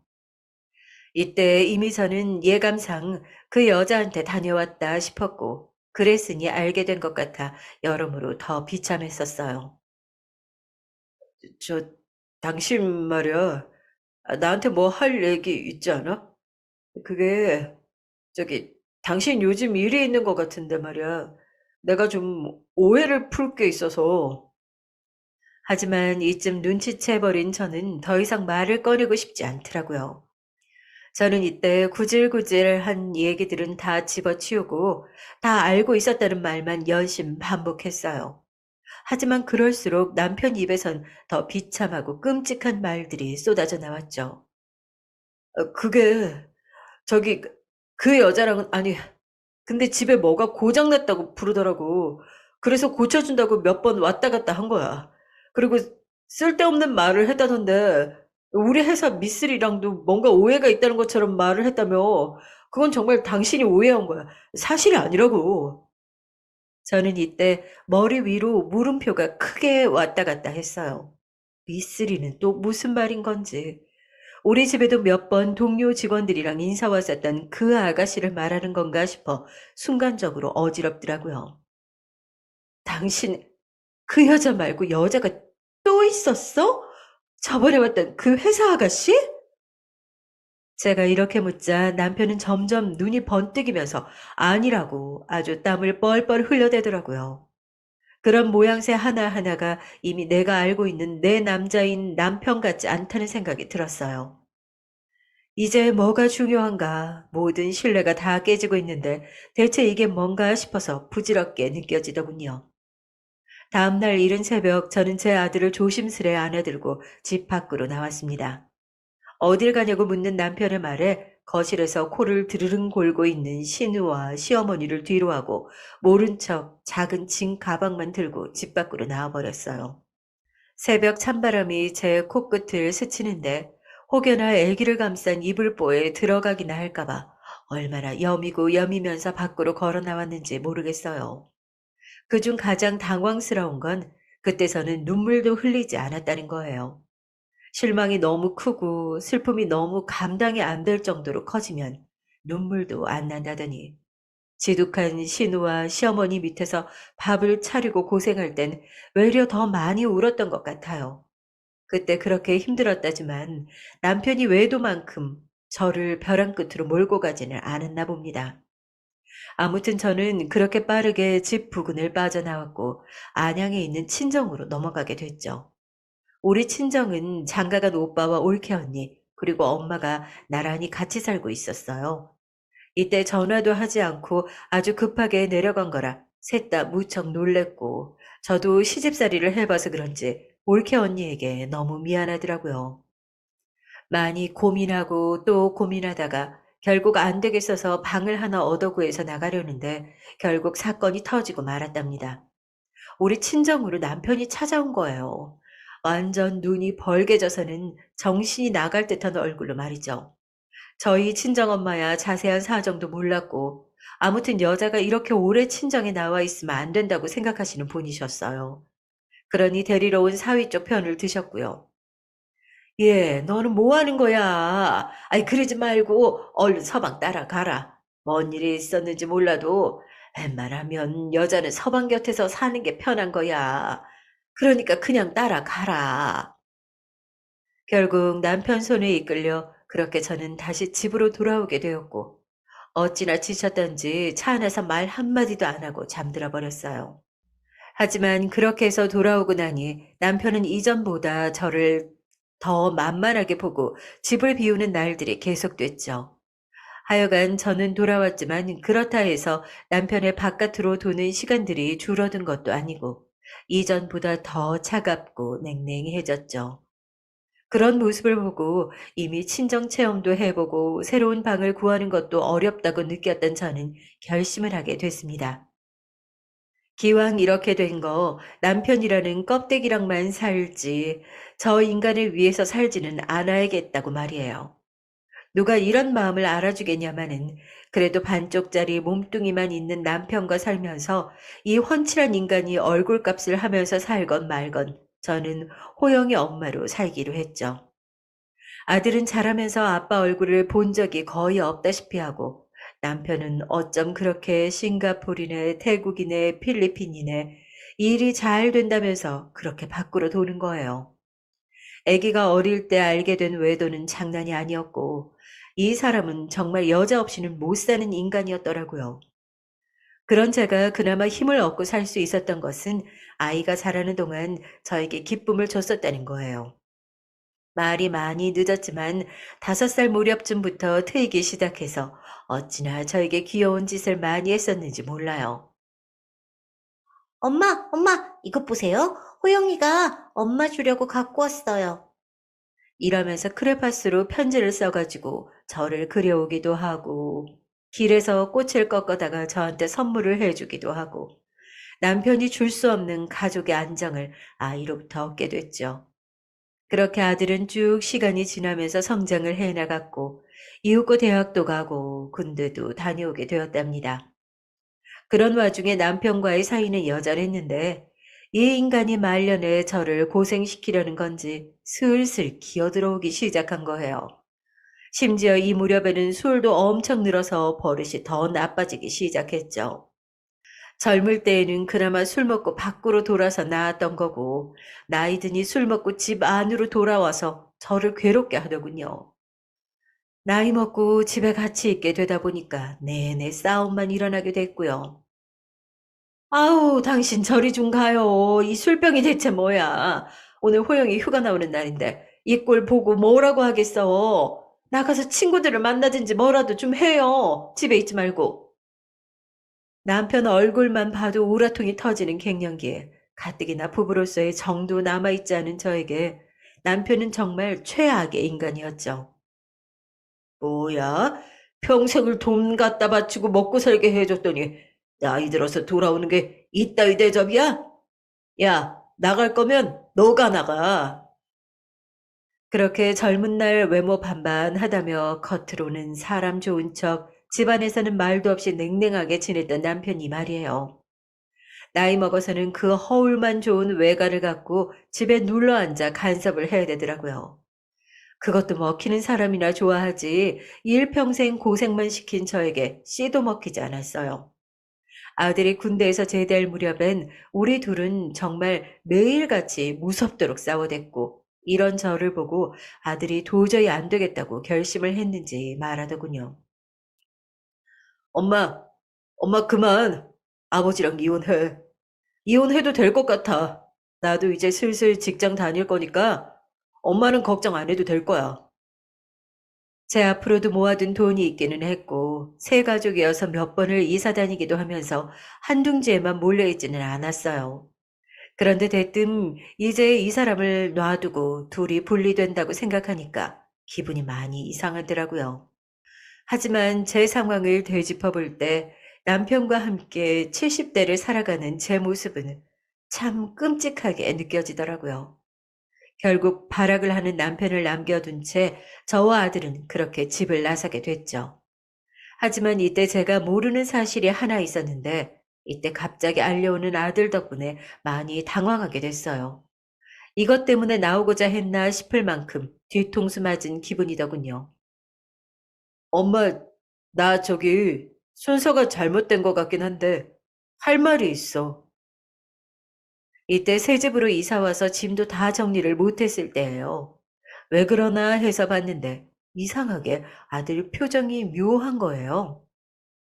저기, 나 아기가 생겼어, 엄마.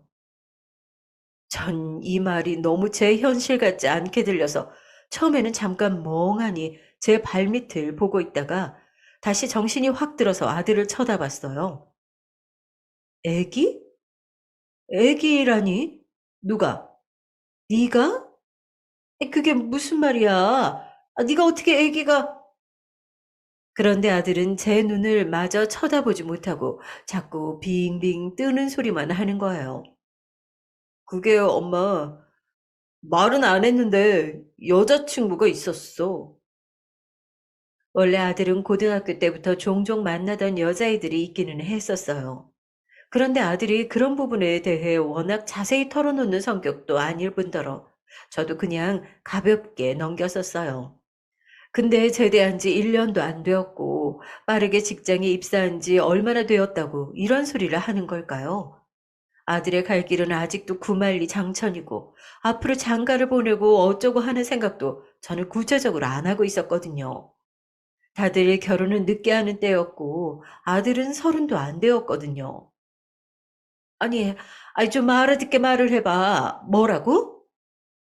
아들이 떠듬떠듬 털어놓은 사실을 들어보니 제대할 무렵쯤 여자애가 임신한 것을 알았다고 하더군요. 그 무렵쯤 휴가가 잡긴 했는데 사실 다 큰 아들 스케줄을 제가 뭐 그리 자세히 알았겠어요. 그런데 아무튼 사고처럼 이렇게 새 생명이 찾아오게 된 거죠. 이윽고 급히 여자아이를 만나보게 됐고 한눈에 봐도 배가 조금씩 불러오기 시작한 것을 알게 됐습니다. 이때 어찌나 머리가 아프던지 자식은 달랑 하나라고 있고 남편도 하나만 있는데 내 인생에 왜 이렇게 속 썩을 일만 넘쳐나는 걸까요? 결국 이때 둘은 결혼식도 정식으로 못 올린 채 혼인신고만 급히 하게 됐죠. 제 인생도 참 왜 이렇게 흘러가는 걸까요? 친정에도 기댈 수 없고 시집살이도 길면 길고 짧다면 짧은 시절을 지냈고 남편과 사는 생활도 평탄지 않았잖아요. 맨날 여자랑 겉도는 남편에 나이 먹어서는 둘이 맨날 쥐잡듯 싸우기만 했고 이제 그 틈을 벗어나 황혼 이혼이라는 걸 했고 아들이랑 둘이 살면서 차분히 장가 보낼 생각을 했거든요. 근데 그 시기가 거의 한 6, 7년쯤 빨리 와버린 거예요. 게다가 갑작스럽게 손주가 탄생하게 되다니 이때 저는 갱년기도 갱년기지만 우울감이 아주 극에 달했답니다. 게다가 며느리는 집안 형편이 좋지 않은 편이라서 그냥 아무것도 없이 홀몸으로 시집을 오게 됐죠. 그나마 다행이었던 게 애가 표정은 밝더라고요. 어머니, 저희 셋이서 잘 살아볼게요. 이제 애기 좀 크면 어린이집 맡기고 저도 일하려고요. 그렇게 해서 얼른 원룸에서 벗어나 보려고 해요. 아주 급하게 얻은 원룸은 도저히 거기서 아기를 키울 수 있는 환경이 아니었거든요. 가끔 얘네들은 저에게 손주를 맡기고 가기도 했죠. 그런데 어느 날 갑작스레 저에게 며느리로부터 전화가 걸려온 거예요. 평소 연락도 잘 안 하는 애가 전화를 받자마자 울먹이니 대뜸 겁이 나더라고요. 어머니, 어머니, 저희 민우가 글쎄, 우리 민우가 희귀병이래요. 어떡하면 좋아요? 세상에. 그나마 손주 가끔씩 조금 조금 보던 낙으로 살던 저에게 하늘도 무심하시지. 대체 이게 무슨 일인 거냐고요. 이제 막 돌이 지난 아기가 뭔 죄를 그리지어서 이런 상황을 겪어야만 하는 건지. 정작 제 명을 다하고 이제 제발 절 좀 그만 힘들게 했음 하는 남편은 멀쩡하고 말이에요. 사실 이런 생각을 하면 안 되는 거지만 저는 여러 군데에서 이처럼 다들 찔러대는 통에 잠도 잘 못 자고 있었어요. 신경이 아주 극으로 치달을 무렵에 이 상황은 저를 아주 지치게 만들었습니다. 아들도 달려갔고 급히 그 좁디 좁은 원룸에 다 같이 모여 얘기를 들어보게 되었답니다. 우리 민우 이기병이래요. 큰 병원에 데려가 보려고 하는데 어떡해요? 어쩐지 애가 요즘 자꾸 여기서 멍이 들고 우리 민우 너무 불쌍해요. 그 말에 저도 정신이 번쩍 들어 손주 몸 여기저기를 살펴보니 애가 확실히 눈이 또렷하지도 않고 팔에 조그맣게 멍든 자국이 있더군요. 저도 아는 사람들 그리고 손주 일찍 본 친구나 보험사 아줌마한테도 많이 물으러 다녔어요. 다들 무슨 백혈병이 아니냐는 둥 아주 무서운 말만 하더라고요. 그래서 민호 어떻게 해주면 된다니? 큰 병원에 입원이라도 해야 되는 거야? 병원에서도 딱히 해줄 게 없고 계속 다니면서 그냥 평생 이렇게 치료만 받고 살아야 된대요. 정말 하늘이 무너지는 듯 하더군요. 이때 아들도 몹시 절망했고 회사에 휴가를 내고 잠깐 쉬어야 할 정도로 충격이 컸던 것 같아요. 그렇게 시간이 좀 무던하게 지나가면 좋을 텐데 대체 인생은 왜 이런 건지 저한테 숨쉴 시간 좀 주면 안 되는 건가요? 생전 연락도 없던 시누이한테 연락이 왔고 저는 받는 순간 전화를 떨어뜨릴 뻔했습니다. 언니, 오빠가 우리 오빠가 얼른 좀 와봐요 좀. 평소 같으면 서로 운도 안 떼고 눈도 안 맞출 사이인 시누이와 저지만 이날의 상황은 그냥 넘기면 안 될 것 같아서 서둘러 가보았고 그렇게 맞닥뜨린 소식은 제게도 퍽 충격적이었어요. 이혼하고 시간이 좀 흐른 남편, 그러니까 전 남편이 되어버린 그 인간 말이에요. 그렇게 매일같이 분노하고 술에 쩔어 저에게 욕을 해대던 그 사람. 아주 갑작스러운 심장마비로 집에서 세상을 뜨게 되었다는 거예요. 아무도 없는 차가운 거실 바닥 위에서 그렇게 생을 다했다고 하더군요. 꼴 보기도 싫어 죽겠던 남편이지만 이런 식으로 끝을 마주할지는 몰랐기에 저도 마음이 편하진 않았어요. 그래서인지 장례를 치르고 난 뒤에도 꿈에 남편의 잔상이 몇 번이나 나오더군요. 하여간 저는 그건 그거고 일생을 저를 괴롭게 했던 남편과의 기억을 어느 정도 선에서 정리하고 싶었죠. 다시 일상으로 돌아오니 제 바로 앞에 닥친 일들을 처리해 나가기 바빴어요. 왜냐하면 이 무렵 때부터 며느리가 저에게 본격적으로 손주를 맡기기 시작했거든요. 어머니, 저 아무래도 일을 해야 될 것 같아요. 어린이집에 맡겼는데 여기 선생님들 믿을 수가 없어요. 원래 우리 민우가 멍이 좀 있긴 하지만 맡기고 나면 더 여기저기 멍들어서 오더라고요. 그래서 더 속상하고 무섭기도 하고 지금 사는 집은 민우 키우기 너무 작고요. 어머니가 좀 봐주시면 안 될까요? 이렇게 애걸복걸 하면서 부탁을 해오니까 저도 피할 수가 없었어요. 그렇다고 제가 계속 끼고 있을 순 없고 다른 어린이집으로 옮긴 다음 제가 오가며 등하원을 시켰답니다.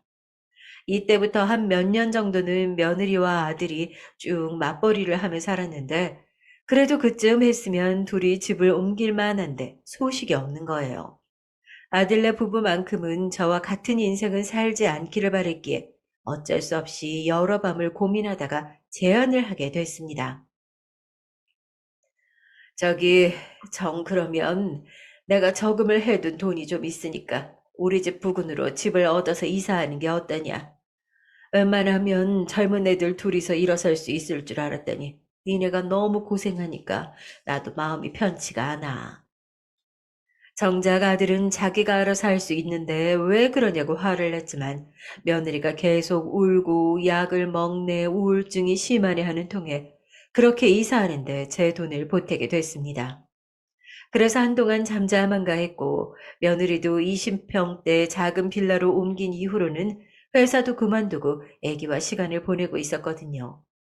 둘이 사는 것도 좀 볼 겸 제가 가봤는데 이때 손주를 보고 마음이 참 안 좋은 거예요. 저기 얘야, 민우는 얼굴색이 왜 이렇게 안 좋은 거야? 약은 제대로 먹이고 있는 거냐? 네, 어머니, 그게...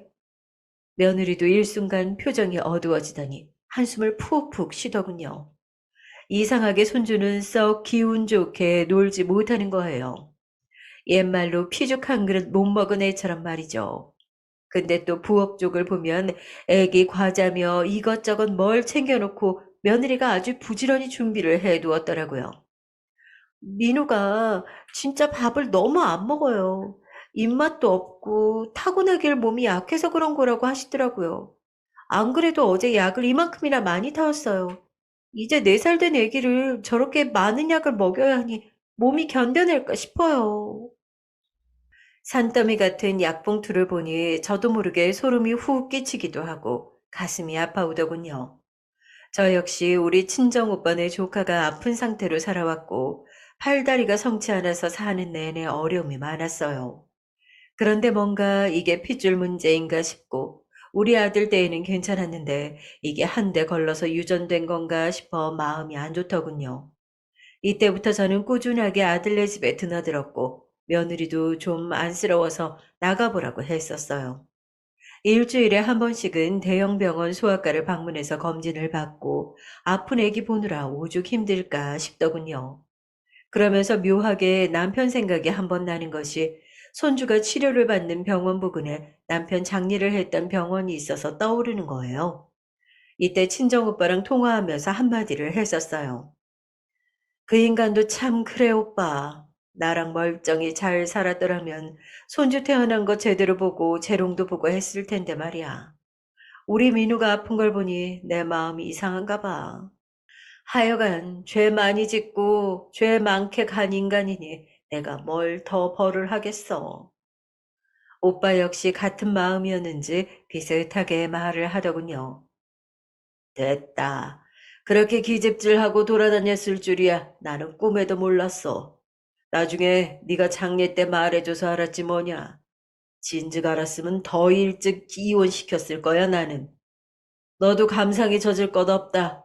그렇게 마음이 쓰이고 네가 집 나간 거 신경 썼으면 있을 때 잘했어야지. 죽을 때 다 돼서 발악을 해놓고 뭔 신경 쓸 거 하나도 없어. 하여간 이때에는 제가 하도 마음이 힘드니까 그랬던 것 같아요. 어디 나눌 곳도 없고 사실 이 나이가 되면 남편이건 아내건 배우자 중 하나가 없는 게 이상한 것도 아닌데 내 생때 같은 아들이 낳아놓은 손주가 일이 아프니까 참 감상적이 되더라고요. 어떤 날은 어린이집에 보내놨는데 친구랑 싸우다가 긁혀서 온 거예요. 이때는 또 얼마나 우라통이 터지던지 제가 막 어린이집 선생님에게 따지기도 했는데요. 나중에 돌아오는 원장 전화를 받아보니 별 대안이 없더군요. 아픈 애를 세상에 낳아놓은 것이 죄인인가 싶었어요. 저기 할머니, 애기들끼리 있다 보면 별의별 일이 다 있어요. 저희도 충분히 주의를 줬고요. 민우가 희귀병이 있다는 건 알지만 저희도 할 수 있는 거 다 해드렸어요. 더 특별하게 조치해 주길 바라시면 저희 원 말고 다른 큰 기관 가시는 게 나을 것 같아요. 낮잠 시간에 먼저 일어난 아이한테 얼굴도 긁히고 팔도 물려서 왔는데 그걸 따지니 저렇게 말을 하는 거예요. 너무 안쓰러워서 어떤 날은 제가 밤에 손주를 데리고 집에 와서 재우기도 했답니다. 근데 다시 생각해 보면 이때부터 뭔가 약간 이상했던 게 며느리 말로는 약은 굳이 먹이지 않아도 된다는 거예요. 다른 건 다 챙겨주면서 약은 주지 않더라고요. 하루만이니까 약은 안 먹이셔도 돼요. 제가 다 먹여서 보냈으니까요. 어머니가 재우시는 날은 신경 써서 약 먹이시기 불편할 것 같아서요. 이때만 해도 당연히 이 말이 의미가 뭔지 생각을 딱히 하지 않았어요. 그럴 이유도 없고 말이죠. 하지만 이상하게 저랑 있을 때 이건 제가 할머니라서 그런 게 아니라 손주가 밥도 제법 잘 먹더라고요. 그렇게 입맛이 까다롭지도 않고 주는 대로 잘 먹고 뭘 대단하게 해준 것도 아닌데 허겁지겁 먹는 거예요. 주말은 제가 데리고 있다가 보냈는데 잘 먹여서 싹 씻겨보내면 애가 안색도 나쁘지 않고 괜찮았어요. 이때 손주 말이 좀 늦된 편이라 그냥 저는 제 아버지랑 똑같다고 생각했고요. 그런데 이렇게 지내다 보니까 저도 약간 오지랖을 부려보게 됐죠. 며느리들이 이런 걸 싫어할 텐데 저도 시어머니가 되니까 어쩔 수 없이 똑같더라고요. 예. 민호 보니까 내가 데리고 있을 때는 애가 밥도 잘 먹고 뒹굴뒹굴 잘 놀더라. 싹 씻겨 놓으면 얼굴도 맑았고 어찌나 뽀얀지 몰라. 왜 니네가 주중에 데리고 있을 때는 애가 얼굴색이 거무튀튀해져서 오는 건지 모르겠다. 지나고 보니까 확실히 며느리가 기분이 나빴을 수도 있겠어요. 그래도 며느리는 제 탓으로 듣지 않고 답답한 상황을 털어놓더라고요. 아, 그건 제가 봐도 그렇더라고요. 어머니, 일단은 민우가 어머니 댁에서라도 잘 지내고 오니까 너무 다행이에요. 살이 조금 찐 것 같기도 하고 말이에요. 이번에 병원 갔을 때 여쭤보니까 여전히 조심해야 될 게 많긴 하대요. 그래도 살도 조금 찐 것 같고 잘하고 있다고 해주시더라고요. 이런 말을 들어보니 저도 모르게 며느리의 육아를 탓한 것 같아서 좀 미안하더라고요. 제 딴에는 엄청 노력하고 애 키우고 일까지 하겠다고 저렇게 뛰어다니는데 말이죠. 아들도 그나마 급여를 조금 늘려가지고 둘이서 저한테 빌린 돈을 갚고 있으니 저도 이 애들에게 힘이 되어주고 싶었어요. 그래서 주중에는 제가 좀 더 늘려서 데리고 있을까 했더니 며느리가 그건 괜찮다고 하더라고요. 아니에요, 어머니. 그럼 너무 힘드시잖아요. 허리도 많이 아프시고 안 좋으신데 요즘 남편이 야근 많아져서 힘들긴 하지만 그래도 주중에는 제가 케어하는 게 좋을 것 같아요. 민우도 엄마랑 있어야 좀 더 안심이 될 것 같고요. 당장 봐도 본인 얼굴도 많이 피곤해 보이고 지쳐 보이는데 굳이 자기가 무리해서 데리고 있겠다고 하니까 안 됐다는 생각이 들었죠. 일단 저는 아픈 자식을 키워본 경험은 없지만 며느리는 저렇게 일까지 하고 있으니 고생스러울 테고요. 이 무렵 우리 아들은 급여를 올려보겠다고 한창 바쁘게 움직이고 살던 때인데 주중에 전화가 오더니 저보고 밥을 먹자고 하더군요. 웬일이야? 나와서 밥 먹을 시간이 있어? 아이, 괜히 밖에 나가서 돈 쓰지 말고 집으로 와. 엄마가 밥 해줄게. 그래서 집으로 오라고 했더니 이상하게 이 녀석이 밥을 먹으면서 내내 표정이 안 좋은 거예요. 왜 그러냐고 했더니 좀 납득이 가지 않는 말을 하더라고요. 아무래도 며느리와 썩 사이가 좋지 않은 듯 했습니다. 밥도 안 차려주고 맨날 뭐가 그렇게 바쁜지 나보다 야근을 더 해. 얼마 전에는 민우도 늦게까지 안 데려갔더라고. 그리고 요즘 짜증도 많이 내고 눈만 마주치면 둘이 싸워. 이 말을 들으니 왠지 모르게 어디선가 많이 봤었던 것 같은 익숙한 장면이 스치는 거예요. 바로 어린 아들 녀석을 두고 저와 제 남편이 늘상 악을 쓰며 싸웠던 것 말이에요. 이런 것도 절대로 대물림 해주고 싶지 않았는데 어쩜 슬프게도 이런 것들만 이어지게 되는 것일까요? 그러지 말고 민우를 우리 집으로 주중에 보내. 너희들도 힘들 거 아니냐. 애도 애지만 부부가 먼저야. 너는 네 부인이랑 사이좋게 잘 지내야 해. 부부가 행복해야 아이도 행복한 거지. 안 그래도 민우 아픈데 부부끼리라도 똘똘 뭉쳐야지 이게 뭐 하는 거니? 내내 퉁명스러운 소리로 투정을 부리는 아들을 보며 아무래도 본의 아니게 일찍 장가를 가서 철이 덜 들었다는 게 느껴지더군요. 그렇게 결국 주중에 제가 4, 5시쯤 어린이집에 가서 손주를 데려다가 우리 집에서 밥도 먹이고 재우게 됐죠. 며느리는 몇 번이나 괜찮다고 했지만 제가 고집을 좀 부렸답니다. 손주도 저를 무척이나 좋아하고 잘 따르고 어린이집 친구들과의 가끔 부딪히는 상황만 아니면 문제없이 잘 다니더라고요. 그렇게 한 1년쯤 지났을까요? 그중 제가 결국 허리 수술을 하게 돼 다시 손주를 아들네에 보냈었어요. 헌데 이때 기분 탓이 아니라 정말이지 한 몇 주 만에 다시 만나본 손주는 다시 몸이 안 좋아 보이는 거예요. 어머니, 이번에 병원에 데려가 봤더니 희귀병은 이렇게 갑작스레 상황이 좋아지다가도 나빠지고 할 수 있대요. 결국 약만 잔뜩 받아가지고 왔는데 우리 민우 불쌍해서 어쩌면 좋을까요? 그러면서 울먹거리는데 저도 눈물이 나는데 얘를 자식으로 둔 아들네가 참 안타깝더라고요. 차라리 내가 아팠으면 좋을 텐데 왜 이런 어린 것이 이렇게 힘들게 대형 병원을 오가며 고생을 해야 하는지 알 수 없었어요. 얼마 안 본 사이 금세 또 젖살이 훅 빠지면서 퀭한 손주가 힘없이 안겨오는데 이때 정말 이루 말할 수 없이 눈물이 흐르더군요. 내가 몸이 좀 안 좋다고 해도 숨이 붙어 있는 한은 잘 돌봐야 되겠다는 생각이 다시 맞게 됐죠. 그런데 저희 집으로 데려온 직후 제가 잠을 재우려고 하는데 이 녀석이 평소 같지 않게 떼를 쓰는 거예요. 울면서 막 난리치기에 말로 달래고 뭐로 달래봤지만 조금도 말을 듣지 않았어요. 아직 몸이 완전히 회복이 되지 않아서 불편한데 손주도 얌전히 잠들지 않고 힘든 거로 어쩔 수 없이 아들네 전화를 하려고 핸드폰을 찾았는데 그 순간 갑자기 손주가 울면서 어린이집 가방을 마구 걷어차고 성질을 내는 거예요. 이 녀석이 대체 왜 그러는 거야? 할미네서 자는 게 싫어? 뭐가 그렇게 화가 나 있는데, 응? 그랬더니 손주가 낑낑거리면서 어린이집 가방을 열어 제끼더니 물통이며 그 안에 있는 걸 와르르 쏟아내 버렸어요. 그걸 엎드려서 주우려니 이 녀석도 제법 몸이 커졌겠다. 제가 속도를 못 따라가겠더군요. 그런데 먼 쪽지 같은 낙서종이가 있길래 주워서 버리려는 찰나에 손주가 달려들어서 마구 짜증을 내는 거예요. 아, 이 녀석아 왜 이러는 거야? 저도 아픈 상태에서 이런 일을 겪다 보니 참 못나게도 같이 화를 내버렸죠. 그런데 손주가 그 종이 꾸러미를 펼치더니 뭘 보라는 듯 자꾸 흔들어대는 거예요.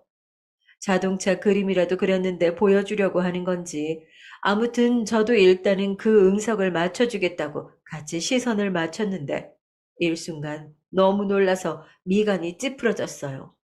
마치 무슨 벌레라도 죽어있는 마냥 그 쪽지 꾸러미에는 있을 수 없는 게 있었거든요. 손주가 삐뚤빼뚤하게 평소 할미인 저에게 몇 마디 편지를 쓰듯 뭐라고 적어놨는데 거기에는 딱 한 줄이 휘갈기듯 새겨져 있어요. 바로 엄마가 날 아프게 해요. 이렇게 적혀 있는 거예요. 도통 뭔지 알아들을 수 없어서 얼마간 바라보다가 손주 얼굴을 봤는데 얘가 또 왕 하고 울음을 터뜨리는 거예요. 알아듣게 좀 얘기를 해봐. 뭐야 이게? 응? 민우야, 할미한테 말해봐. 이게 다 뭐냐? 말하면서도 이게 뭔 장난인가 싶어 영 맥을 못 추고 있는데 손주는 그냥 울기만 하고 발을 동동 구르기만 하더군요. 그렇게 너무나 찜찜하게 손주는 거의 10분이 다 되어가도록 목을 놓아 울었고 이러다 애를 잡겠다 싶었어요. 귀도 너무 아프고 머리도 정신이 사나웠죠. 결국 안 되겠어서 아들에게 연락을 했어요. 엄마, 나 지금 들어왔어요. 왜요? 민우가 안 자겠대? 일단은 저도 놀란 나머지 애가 힘들어하니 오늘은 집에 가서 재우라고 했는데, 그래서 아들이 데려온 순간 뭔가 좀 마음이 편치 않은 거예요. 호영아, 나도 니네 집에 좀 가보자, 응? 차로 그리 오래 걸리지 않았기 때문에 상관은 없지만 아들도 이때 눈이 돌연 휘둥그레지더군요. 그때도 손주는 여전히 훌쩍거리며 울음을 멈추지 않았고 자기 집 문 앞에 도착하니까 아주 발악을 하면서 바닥에 눕는 거예요. 이땐 아들도 어이가 없었는지 기막혀 했어요. 애가 잠투정이 늘었나 왜 이러지? 요즘 안 그래도 집에서 재울 때 난리도 아니야. 엄마네 가서 좋았는지 몰라도 이상하게 엄마 수술하고 못 올 동안 애가 잠만 재우려고 하면 발악을 하더라고. 이거 어떡하지? 그래서 저는 평소 손주가 먹는 약이라도 뭐 잘못 먹였거나 안 먹인 건 없는지 원래 저희 집에 며느리가 애 약을 보내진 않으니까 급한 대로 좀 찾아보겠다고 했죠. 그나저나 민우 엄마는 오늘도 늦는 거야? 오늘 일이 많대. 일이 많으니 그렇게 짜증이 늘었나 봐. 대강 흘려들으려다가도 이상하게 앞서 손주 가방에 쏟아져 나온 그 쪽지 문구가 생각나 영 기운은 개운치 않았어요. 그런데 약이 워낙 많다고 듣긴 했지만 부엌 서랍을 열어보니까 뭐가 엄청 많긴 한 거예요. 세상에, 이게 다 약이야. 아휴, 이걸 언제 다 먹는다니. 나는 눈이 침침해서 잘 안 보여. 네가 민호 엄마한테 전화 좀 해보고 여기서 찾아서 좀 먹여봐라. 그러고 같이 뒤적뒤적거리는데 갑자기 아들이 혼잣말을 하더니 순간 큰 소리를 내는 거예요. 이게 뭐야? 잠깐만, 이게 뭐야?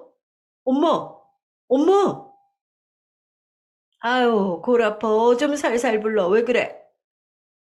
이때 저와 아들은 그 서랍 속에서 믿을 수 없는 사실을 알게 됐고, 이날 새벽에야 연락이 되어 들어온 며느리를 다그쳐 이 내용을 묻게 됐습니다. 끝끝내 자기는 문제가 없다는 투로 말을 하는 며느리를 어떻게 해결해야 할지 몰라 저는 지쳐 잠든 손주를 안고 잠을 이룰 수가 없었어요.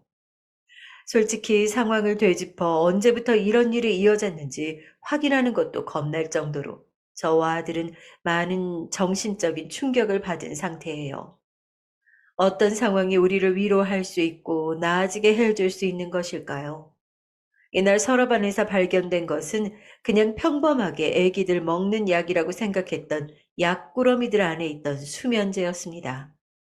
저는 대강과도 잘 몰랐을 텐데 아들이 이것저것 뒤져보다가 케이스를 발견한 거예요. 우리 둘은 그걸 붙잡고 한참 멍하니 있었고 아무리 생각해도 이해가 가지 않아서 뭔가 사정이 있겠지 싶었어요. 저도 급히 제 친구들한테 전화해서 물어보고 그 친구들이 자기 며느리나 딸한테 물어보니 대체로 좋지 않은 말들만 하는 거예요. 급기야 그걸 왜 묻냐고 하는데 왠지 남보기 부끄럽고 수치스러워 제대로 말도 못하고 서둘러 끊었습니다. 며느리는 끝끝내 병원에서 처방해 주었으며 손주의 병 때문에 어쩔 수 없었다고 말을 했어요. 저기, 이렇게 일일이 양 얘기를 해야 되는지 몰랐어요. 어머니나 당신이나 왜 이렇게 놀라는지도 모르겠고요. 병원 가서 물어보면 아시겠지만 아기들 아플 때 수면제가 일부 들어가기도 해요. 누가 보면 큰일이라도 난 줄 알겠어요. 그것 때문에 그렇게 저한테 전화를 몇십 통이나 하신 거예요? 이렇게 말을 하니 순간적으로 제가 뭔 생각을 했던 건지 너무 뜨끔하고 놀랍기도 하고 너무 호들갑을 떨었다 싶더군요. 하지만 어쨌건 손주가 이렇게 잠을 깊이 하고 때를 많이 쓰고 하니까 다음날 병원은 데려가 보기로 했어요. 며느리 역시 그렇게 해보라고 하더군요.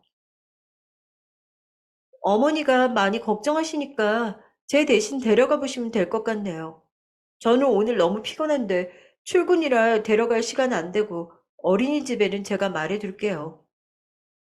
그러면서 나갔으니 솔직히 누가 봐도 이상한 점은 없어 보이지 않을까요?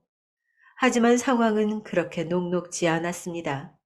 전 동네 소아과에 평소처럼 가려다가 아무래도 마음이 편치 않은 거예요.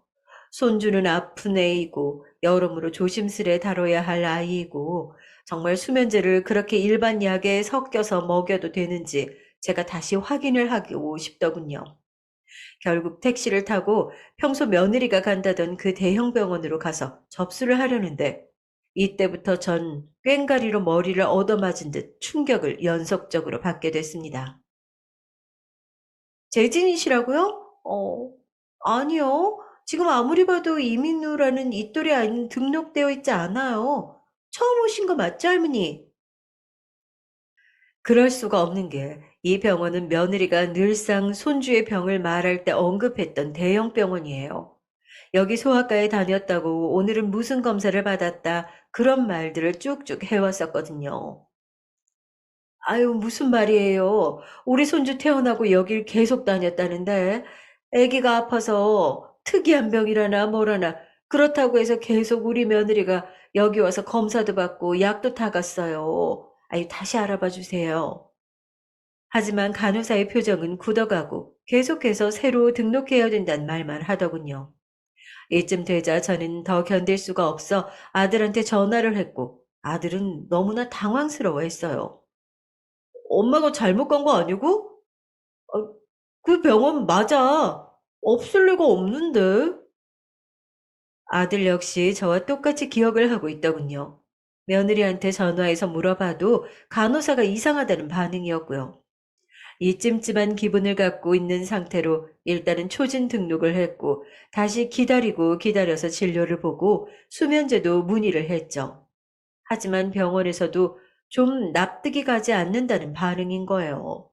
언제부터 먹였는지 이것저것 묻는데 갈수록 반응이 좋지 않았어요. 왜 희귀병을 의심한 건지, 무엇 때문에 검사를 받았는지 저도 기억나는 대로 말을 하기는 했는데 검사를 하면 결과가 일주일 지나서 나온다는 거예요. 결국 하나씩 하나씩 다시 짚어가야 되고 몇 년을 다녔다는 이 병원에 손주 진료 기록이 없다는 것부터 저는 도통 잠을 이룰 수가 없게 됐죠. 며느리도 의구심을 품고 병원 시스템을 의심하기 시작하니 뭐가 맞는지 머리가 아파오더라고요. 그리고 이땐 솔직히 저는 손주가 날리듯 던진 그 쪽지도 잠깐 잊어버리고 있었는데 시간이 지나 결과가 나왔다고 해서 병원에 가본 결과 이 내용의 방향이 몹시 무서운 쪽으로 가고 있다는 것을 확인하게 됐습니다. 희귀병, 희귀병이라고 들었는데요. 아이, 그럼 아무것도 아닌 거라는 거예요? 저 할머니, 희귀병이라고 보는 것들도 종류가 아주 다양하게 있는데요. 지금 짚어보신 증상으로 보고 그날 검사를 많이 해봤어요. 일단은 딱히 특이하거나 이상하게 여겨지는 점은 없다고 볼 수 있습니다. 그 당시에 멍이 많아서 검사하셨다고 하는데 결과지 같은 것은 없으신가요? 그리고 지금 보면 멍도 그다지 없고 특별히 드러나는 이상한 점은 없어요. 아이 어머님도 같이 오셨으면 좀 더 자세히 물어볼 텐데. 할머님만 오셨군요.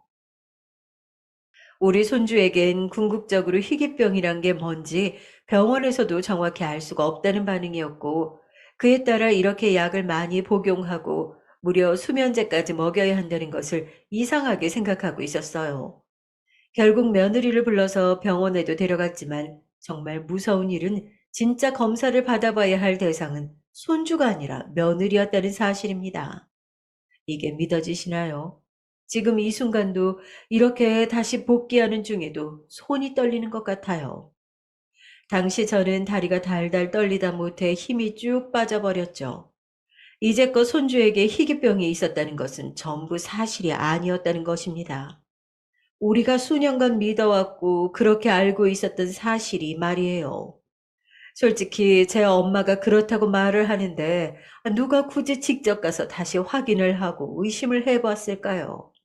물론 여기저기 다른 병원에도 많이 다녀보라고 얘기는 했지만 워낙 확실한 결과라고 말을 하니까 그저 같이 슬퍼하는 수밖에 없었어요. 일단 정확한 사실을 알게 되는 과정까지 너무 지리멸렬하고 힘든 시간들을 보내게 돼서 전부 다 꼽을 수도 없지만 정확한 것은 우리 며느리는 정신적으로 정상이 아닌 상태의 애였다는 겁니다. 아주 멀쩡한 얼굴로 저와 아들, 그리고 본인 아들까지 속였고 이상한 정신 증후군을 갖고 있었다는 걸 알게 됐어요. 그때부터 이어지는 머리가 빠질 듯한 충격과 스트레스는 저는 한동안 기운을 차리지 못했고, 그런 와중에 어디 맡길 수도 없어 손주는 손주대로 저희 집에 끼고 있었습니다. 며느리는 아주 당당한 상태로 말을 했고, 저희 역시 그 말을 믿어왔지만, 아니, 이게 왜 믿고 안 믿고를 따져야 하는 상황인지 몰랐었어요. 그런데 그게 무슨 정신증후군에 이끌려 한 짓이라니요. 정말로 말로 아들이 얘기해 준 게 민하우젠 증후군이라고 하는 것이었는데 쉽게 말하자면 그냥 만사가 다 거짓말인 거예요. 제일 어이가 없는 것은 아기로 거짓말을 한다기보다 지가 무슨 감상에 빠져서 그 거짓말을 스스로 그냥 믿고 해버린다는 거죠. 어이가 없어서 따지는 저에게 며느리는 조금도 물러서지 않고 끝까지 자기 할 말만 하는데 무섭다 못해 질려서 감당이 안 되더군요. 거짓말이 아니라니까요. 제가 병원을 헷갈리긴 한 것 같은데 아무튼 민우는 정말 희귀병이 맞아요, 어머니. 약도 전부 약국에서 처방받는 건 맞다고요. 아니, 그건 동네 소아과에서 받은 거지만 수면제도 같이 받은 건 맞아요. 저 진짜 억울해요, 어머니. 아직도 납득이 안 가는 건 그렇다면 대체 왜 그런 거짓말을 한 것이고 왜 감상에 빠지게 된 건지 이해할 수 없다는 겁니다. 이해하고 싶지도 않고요. 며느리는 그렇게 저와 아들, 어린이집이며 자기 직장 동료 모두에게 본인 아들이 희귀병에 아프다고 말을 하고 다녔고 여기저기에서 동정어린 시선을 얻기는 했던 것 같아요. 그런데 어느 시점에서부터 잠을 자지 않고 울어대는 본인 아들이 버거우니까 거기에 수면제도 섞여 먹였던 것 같더군요. 재우려고만 하면 경기 일으키고 난리를 쳐대고 갈수록 뭔가 묘하게 공격적으로 변한 손주를 보며 제 엄마가 약을 먹이고 불쾌해지고 멍해지니 그것 때문에 기겁했던 것 같아요. 저도 자세히는 모르지만 그래도 제 엄마라고 엄마를 무서워하거나 밀어내지는 않았던 손주를 보니 그건 그것대로 가슴이 아픕니다. 일말의 표현이랍시고 제 엄마가 자기를 아프게 한다고 그 고사리 손으로 삐뚤하게 적어가며 쏟아내던 손주를 보니 왜 말로는 얘기를 안 하고 저리 적어냈는지 아직도 속을 모르겠어요. 혹시 혼나기라도 했던 건지 도통 제 엄마에 대해 얘기를 자세히 안 하는 손주를 보면 가슴이 찢어질 것 같습니다. 일단은 우리 측에서는 며느리에게 할 수 있는 조치가 아동학대로 고소하는 부분밖에 없었어요. 아들은 몇 번이나 믿지 않으려고 했고, 최근 들어 부부 사이가 좋지 않았지만, 그래도 이런 일까지 생각하지 못했던 모양이에요. 엄마, 나는 아직도 실감이 안 나. 나 진짜 뭐부터 해봐야 하는 걸까? 진짜 미칠 것 같아서 친구한테 상담했는데, 혹시 친자는 맞는 거냐는 말까지 나오고 있는데, 그것도 해봐야 하는 걸까? 결국 우리는 머릿속이 먹먹한 상태로 친자 검사까지 이어가게 됐고, 이 과정에서 저는 구역질을 하며 쓰러지기도 했어요. 너무 많은 일이 동시에 들이닥치니 이 나이에 몸이 못 견디겠더군요. 그나마 불행 중 다행이었다고 해야 할지, 아니 당연한 일이었어야 했지만 손주는 우리 아들이 자식이 맞다는 결과가 나왔습니다.